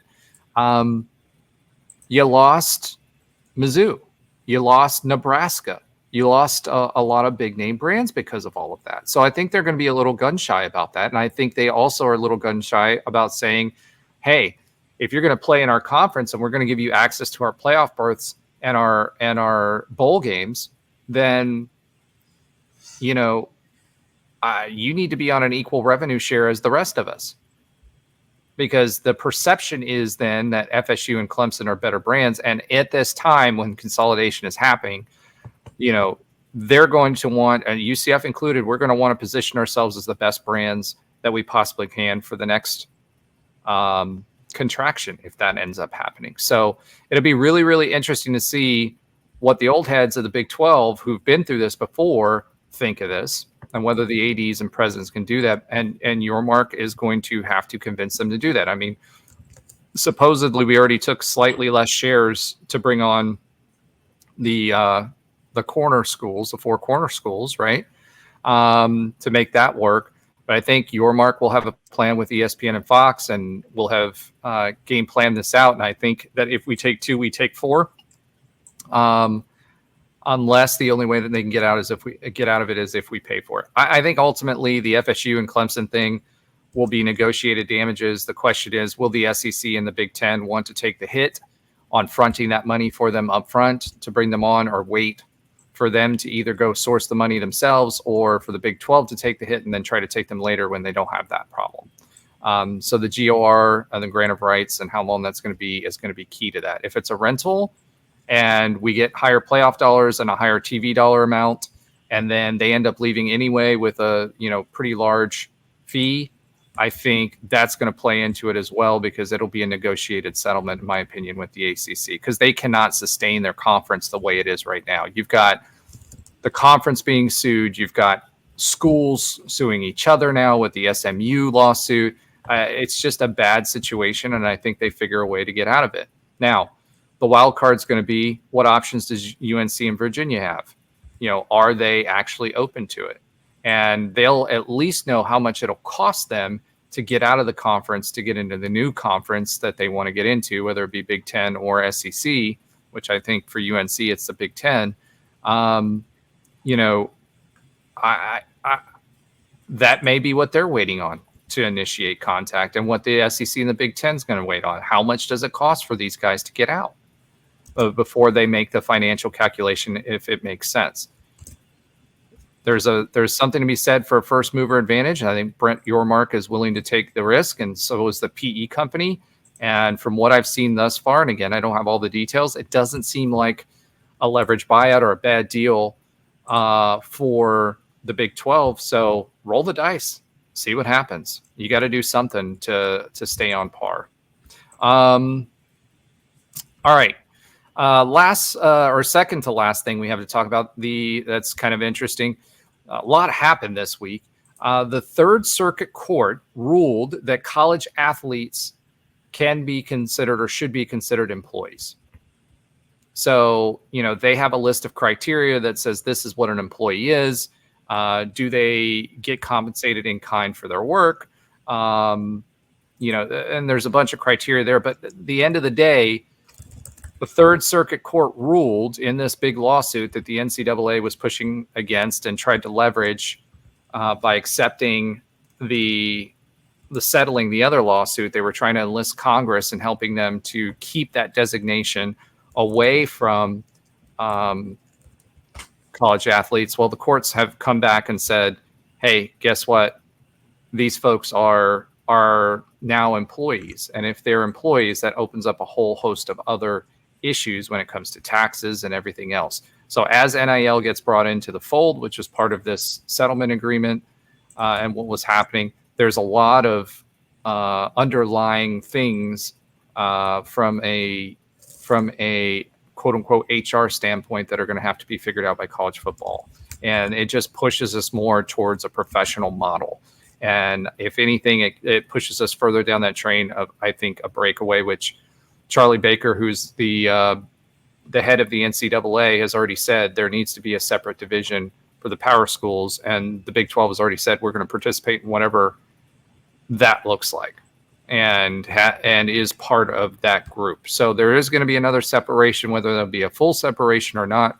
It'd be interesting to see what the fallout is from the court's decision of making folks employees and really, truly making this professional athletes.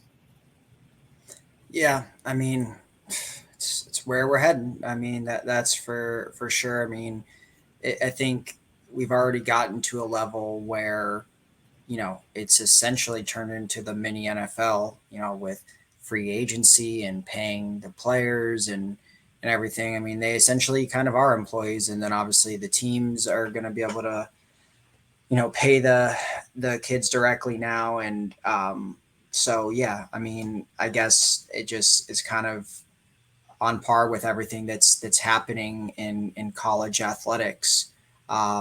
So, obviously it's going to spawn other issues and all types of other legal stuff and tax stuff and everything. But I mean, at this point, it kind of makes sense. I mean, I know they get called student athletes, but let's be honest, they're athlete students. At least it's kind of always been that way, but now it's really, really that way. So, when you talk about, some of these kids making millions or hundreds of thousands and, they're someone that is an ambassador for the school and represents the school and, makes sense that they're going to, basically be employees.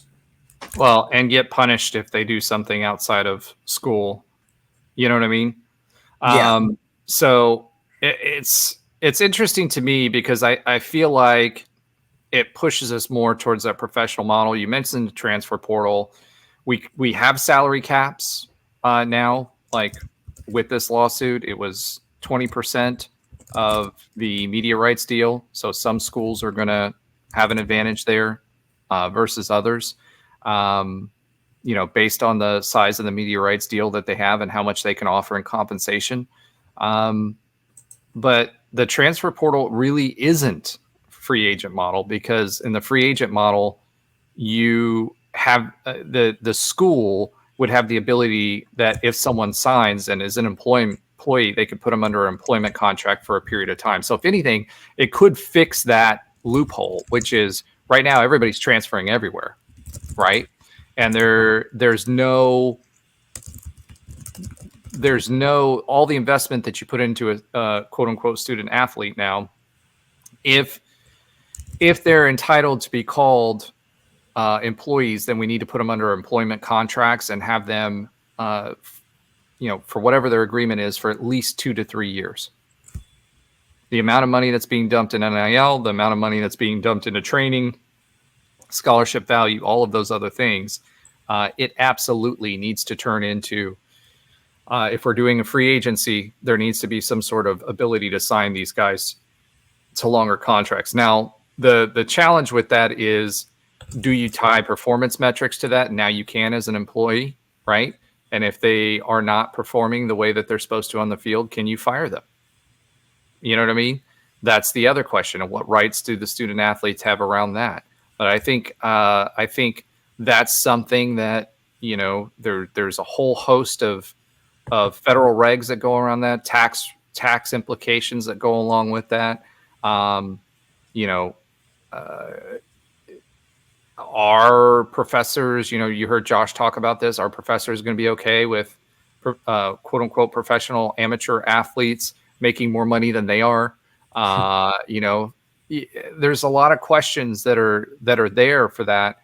And can you make it, some states are at will, others are not, which means either party can separate the agreement, the employment contract, right?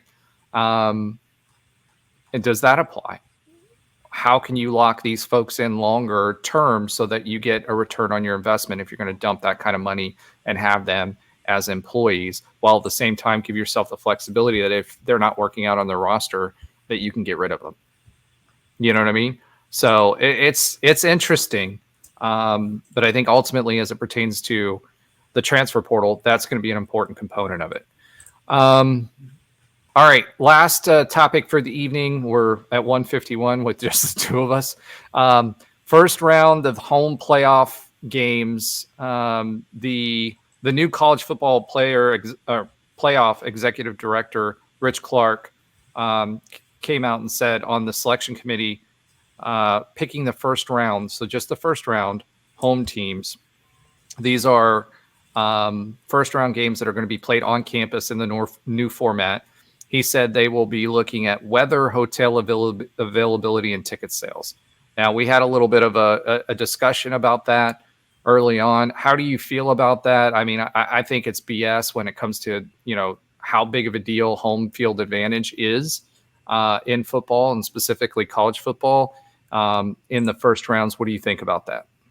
Yeah, I mean, I said this before the show. I mean, that's so stupid. I mean, so that means there's literally no incentive to be a 5. If there's 4 buys, for example, in this 12-team playoff, there's no incentive to be a higher seed. I mean, I guess other than maybe when you're, I guess, unless you're just talking about pure like matchups, if you're like, if you are a 12 seed, it stands to reason that you're going to be playing a harder team, in the first round, for example. But other than that, in every sport, in professional, and just in general, you get rewarded. Well, I don't think the playoff is stupid. I think that specific element is stupid because in every other sport, you work so hard in the regular season to get that home ice, that home field, that home court. And that's we know in sports that home advantage is a real thing. It's palpable. It's actual real thing that happens, and it can really propel you to a win if you're down, or, I mean, just that crowd. And in college football, the crowd, I think, is one of the best things in college football. And I think it actually is the most home field advantage compared to any other sport. Just the fact that stadiums in general are bigger, they have more people, the fan bases are more passionate, they've been around longer. And if you've worked yourself to be the 5 seed, which is, I guess one of the top 5 teams in college football, or, I know it's a little bit subjective, but whatever, somewhere in that range. And then you have to go play, let's just say, for example, whatever the 5 seed is has, let's say 2 or 3 more wins in the 12 seed. And it's UCF that's the 12 seed. And that 5 seed has to go play UCF because of, weather or whatever. I don't think I would love it, but imagine having to go play at a raucous crowd like UCF or whatever, Michigan or any of these schools, Penn State, that have just a very unique home field advantage. So what was your point of, I mean, obviously you want to win as many games as you can in general, but to not get rewarded for that just seems silly to me. I just think you work really hard in and especially a lot of big complaint that's happened with the playoff. If there's been one common complaint across the board, a lot of people say that it devalues the regular season. Now you've just added a whole nother layer to that by saying, well, at least you could point to, all right, maybe it devalues, you have to win less games, but you could still get home field advantage in the first round of the playoffs and have a much better chance of advancing to the next round.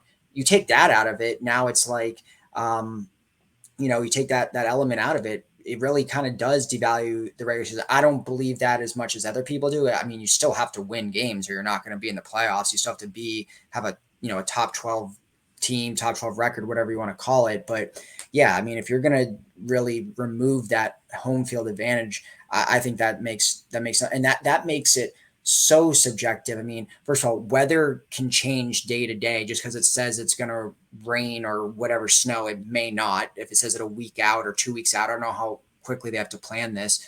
I guess ticket sales isn't subjective. That's kind of a factor or whatever. But, I just think some of those things are super subjective, and that whereas if you have a better record, there's no subjectivity that you have the better record. So I don't know. I think it's dumb. So well, yes, I mean it's okay. Let's use the G5 because we're recently G5, right? So let's use us versus a cold weather school like I don't know Maryland, right? So let's say it's us versus Maryland in one of the early playoff games. I think UCF, it's advantageous for UCF when it comes to the weather, when it comes to hotel availability, right? But ticket sales, like that's subjective, right? So you're getting penalized for the size of your stadium, right? So Maryland has I've been to their stadium. I went to the game there. It has like a stadium that seats 60-some thousand people. I don't remember what it exactly seats, but UCF doesn't, right? We're adding some loge seating and some box seating and whatever with the new tower that's going in. But does that mean if Maryland and UCF square off that Maryland gets the advantage because it has more seating? I mean, you see that on a smaller scale when it comes to baseball and softball, as far as hosting tournament games. And I guess you could kind of look at this as a tournament game too. But I think in football, it makes a much bigger difference than it does in baseball or any other sport. So I don't think, I agree. I don't think that should have any relevance. I understand why they're looking at it from a TV perspective, and viewership and ticket sales perspective, because of these games are going to be played on campus and there's a percentage that goes to the school. But then again, like the school that's hosting gets a percentage of those sales. So you're saying that the other team that has the smaller stadium potentially is not going to get the same amount of income out of that, out of that game. At the very least, they get a smaller percentage. So, I don't know. I do agree that it kind of lends itself to the trope that's valid that, it's subjective, not objective. And when it comes to playoff football, it should be objective based on the team that's playing on the field. Otherwise, you're not playing a game.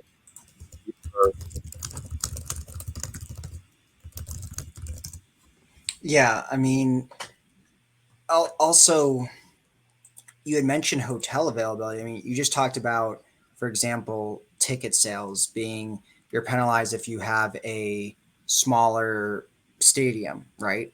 Like UCF, for example. But hotel availability, that's the same thing. I mean, if you compare Orlando's hotel availability to whatever, Stillwater, Oklahoma, I don't know if we're talking about percentage based or whatever, but in general, a bigger city is going to have way more hotels in general. I don't, as far as their availability and occupancy, like I don't know, maybe percentage wise, it could be very different, but like in general, there's probably hundreds, if not thousands more hotels in Orlando than Stillwater, Oklahoma. So that's not really fair either. Cause how can you compare Orlando, Tampa, a major city to some super small college town, like even like Penn State, for example. I've wanted to go to games. I've heard it's very, very hard, not only just to fly there, but also to get, just hotels during the season because it's such a small town. So Orlando, though, not only could you stay in Orlando, there's many surrounding areas that are very close enough. So a big city is going to win that battle every single time. And that doesn't make any sense to me how you can even include that too. So you combine that with the weather, which I don't know how you plan the weather out a few weeks. There's times I live in Florida where there's times where it says it's going to rain and it's completely sunny, or vice versa. Obviously, with colder places, it's likely going to be snowy and cold or whatever, but I don't know what factors in the weather they're considering. And then the stadium thing. Yeah. I mean, that's not fair where it's like, okay, the stadium size, like, well, no, you can't control that at least quickly. It takes years to build onto a stadium. So those factors to me just seem really dumb, especially the hotel one, because that's purely based on just the size of a city. So you can't really control that either. Yeah, absolutely. I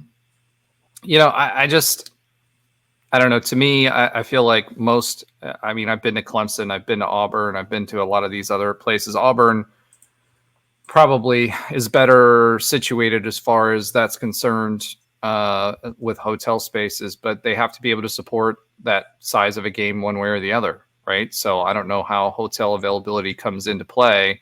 I could see it for the national championship game where you're going to have more people, but I'm not sure about the first round. So it's interesting, but ultimately I think it's subjective and arbitrary. And I think that's what everybody, was trying to change with giving more access to the playoff.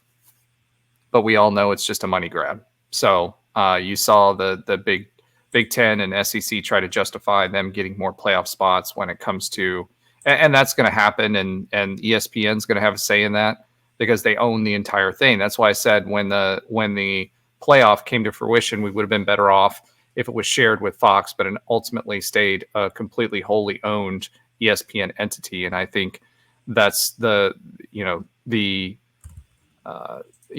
going to make more money with more SEC schools, unfortunately, I think. And so it's up to the Big 12 now until the next contract to show, hey, we can bring the viewership. We bring the fans. We bring the quality of football. We aren't TCU in the championship game or in the playoff game, losing 62 to whatever they lost to. I think that's going to be the deciding factor for all of this. So the Big 12 has to step up. Yes, we added more people, but we also have to step up from a performance perspective. Absolutely. All right. And I think that'll take us to the end of the show. We covered a lot. We're 2 hours long. Last week. You got my fun fact of the day here. Oh, yeah, I forgot. Okay. I'm sorry. Let's back up a second here. Let's go with Alan's oxymoronic stat of the week. Unfortunately, we don't have a fact versus stat rivalry this week. It's kind of been heating up lately if you've been following the show. But go ahead and hit us with that oxymoronic stat of the week, Alan. All right. In the name of UCF just securing its best ever offensive line recruit in school history, I want to take a look at all time our best ever rated recruits since 247, which is the one I use. I mean, I'm sure it's at least fairly similar to the other ones. Started, ranking recruits by, the number, not the 4-star, 5-star, but by their actual, 4 stars, for example, start at like a 5.8. So who were the highest rated recruits? And I want to look at how many of I went back to, or did the top 20, how many of them have come recently? You would think with all the recruiting that Gus Malzahn has done and all these record classes we keep having, that a good portion of them would have come recently. And that is somewhat true. 6 of the last 6 of the 10, highest ever rated recruits in UCF history since this stuff started getting measured have come from the last 3 classes. So 60% of the 10 highest rated recruits have come from either 2025, 2024, or 2023. And if you take it to the top 20, 10 of the 20 have come in the last 3 classes, which I was actually surprised it was only 10. I thought it would be a little bit higher. I was thinking it'd be maybe like 15 or even 16. So I was surprised to see that. The top 2 highest rated recruits in UCF history are John Walker, number 1, and Kendarius Reddick, who's in this class, is number 2. But out of the top 5, they're the only 2 that are in the top 5, at least as far as the past 3 classes. The other 3 actually came from classes that some being a long time ago, and the other 2 being within the last decade, about the last decade. So maybe I'll turn this also into a Josh thing. Can you, one of them I would say there's probably no chance you're going to get just because it's random. I never even heard of this guy. But the other 2 in the top 5, can you guess who they are? Top rated? Yeah, so it'd be basically 2 of the. So one of them I'm just going to say is a guy named DeMarcus Johnson. He was a JUCO. He's rated the number 5 prospect we've ever landed. Who are the other 2 in the top 5? So you have John Walker, Kendarius Reddick. Let me ask this qualifying question then. Is it freshmen or is it quote unquote JUCOs and transfers? No, okay. These are freshmen. Both were freshmen. We got them out of high school. I'll give you a clue because it is kind of hard to just think to every recruit we've ever gotten. But one was in the Frost era, and one was in the O'Leary era. The O'Leary era guy was a fairly prominent part of the 2013 Fiesta Bowl winning team. The Frost guy was someone that was not a big part at all and actually ended up transferring after a year. Well, Rashad Causey, is that one of them? Nope. He was a 4-star. I remember. Yeah, that's a good guess. But that is not him. Okay. I can go. Next clue could be like position if you'd like. Well, I was thinking, the Frost era one, when you were talking about that, I was thinking a certain defensive tackle that we all know that went to the Cowboys. No, not Tristan Hill. Yeah. Frost era. Tristan Hill was a big part of that team. I'm saying, so this guy in the Frost era was like literally made 0 impact and transferred after 1 year. And it's not in the NFL. And he was a freshman. Correct. You may recall he had a pretty big announcement video. You're talking about the space guy. He committed to Maryland. Yep. Yeah, he committed to Maryland and then committed to us. For the life of me, I can't remember his name. Cordarian Richardson. Yeah, Cordarian Richardson. That's right. Now, the other one, like I said, big part of the committed from space. That's why I remember him. Yes, that was why I had to give that clue. The other one is came from Miami, like the city of Miami, not the University of Miami, and was someone that he had a quote with a.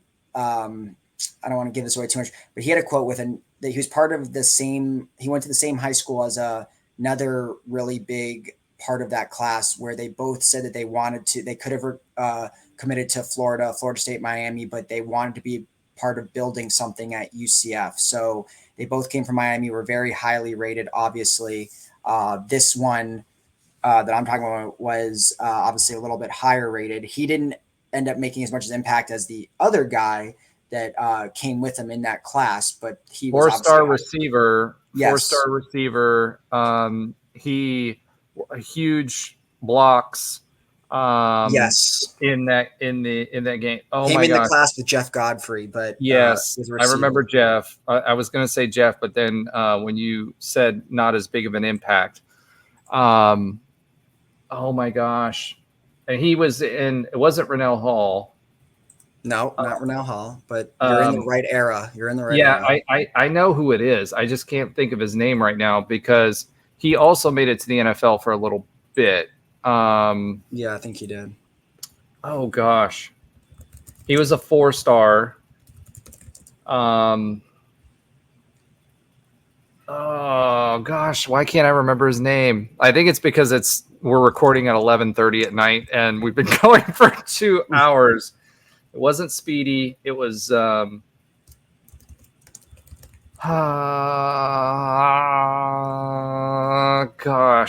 not. All right, you're just gonna. We're taking too long. We got too much dead air. I'd get to it. Okay, Josh Reese. Josh Reese, that's who it was. Yes, but So- I was thinking of the right guy. I just couldn't remember his name. So No, you were close. So those make up the top 5 ever commits, but it is cool to see that 6 of the highest 10 have come in the Malzahn era, and 10 of the highest 20 have also come in the Malzahn era. So why don't you just list? Why don't you list the top 20? You want me to just list them really quick? Okay. Yeah, just list them really quick. All right. Let me bring this up. I can get it here. Give me 10 seconds. Okay. So we have, like I said, number 1, John Walker. Number 2, Kendarius Reddick. Number 3 is a guy named DeMarcus Johnson. He was a defensive tackle that was a JUCO transfer in 2002. Interesting enough. Then you have Cordarian Richardson. Then you have Josh Reese. Then you have Jalen Hayward, who was part of the 24 class. Yep. Andrew Harris, who is part of the 23 class. Isaiah Nixon, who is part of the 23 class. Chaston Brown, who we just literally landed last week. Toby Jackson, who I do remember, he was a defensive end in the 2008 class. I don't think he made much of an impact, if I recall, but I do remember the name. Then you have Kylan Fox, 2024 tight end. You have Tavion Swint, who's part of this current 2025 class.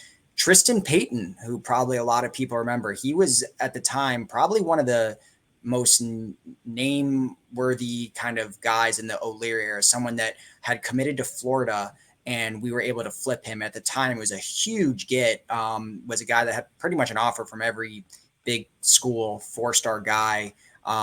Didn't make a big impact at UCF, actually left the team for a little, came back, had some okay moments, but never really panned out. Then next is Titus, the guy from Titus Hawaii. Davis. No.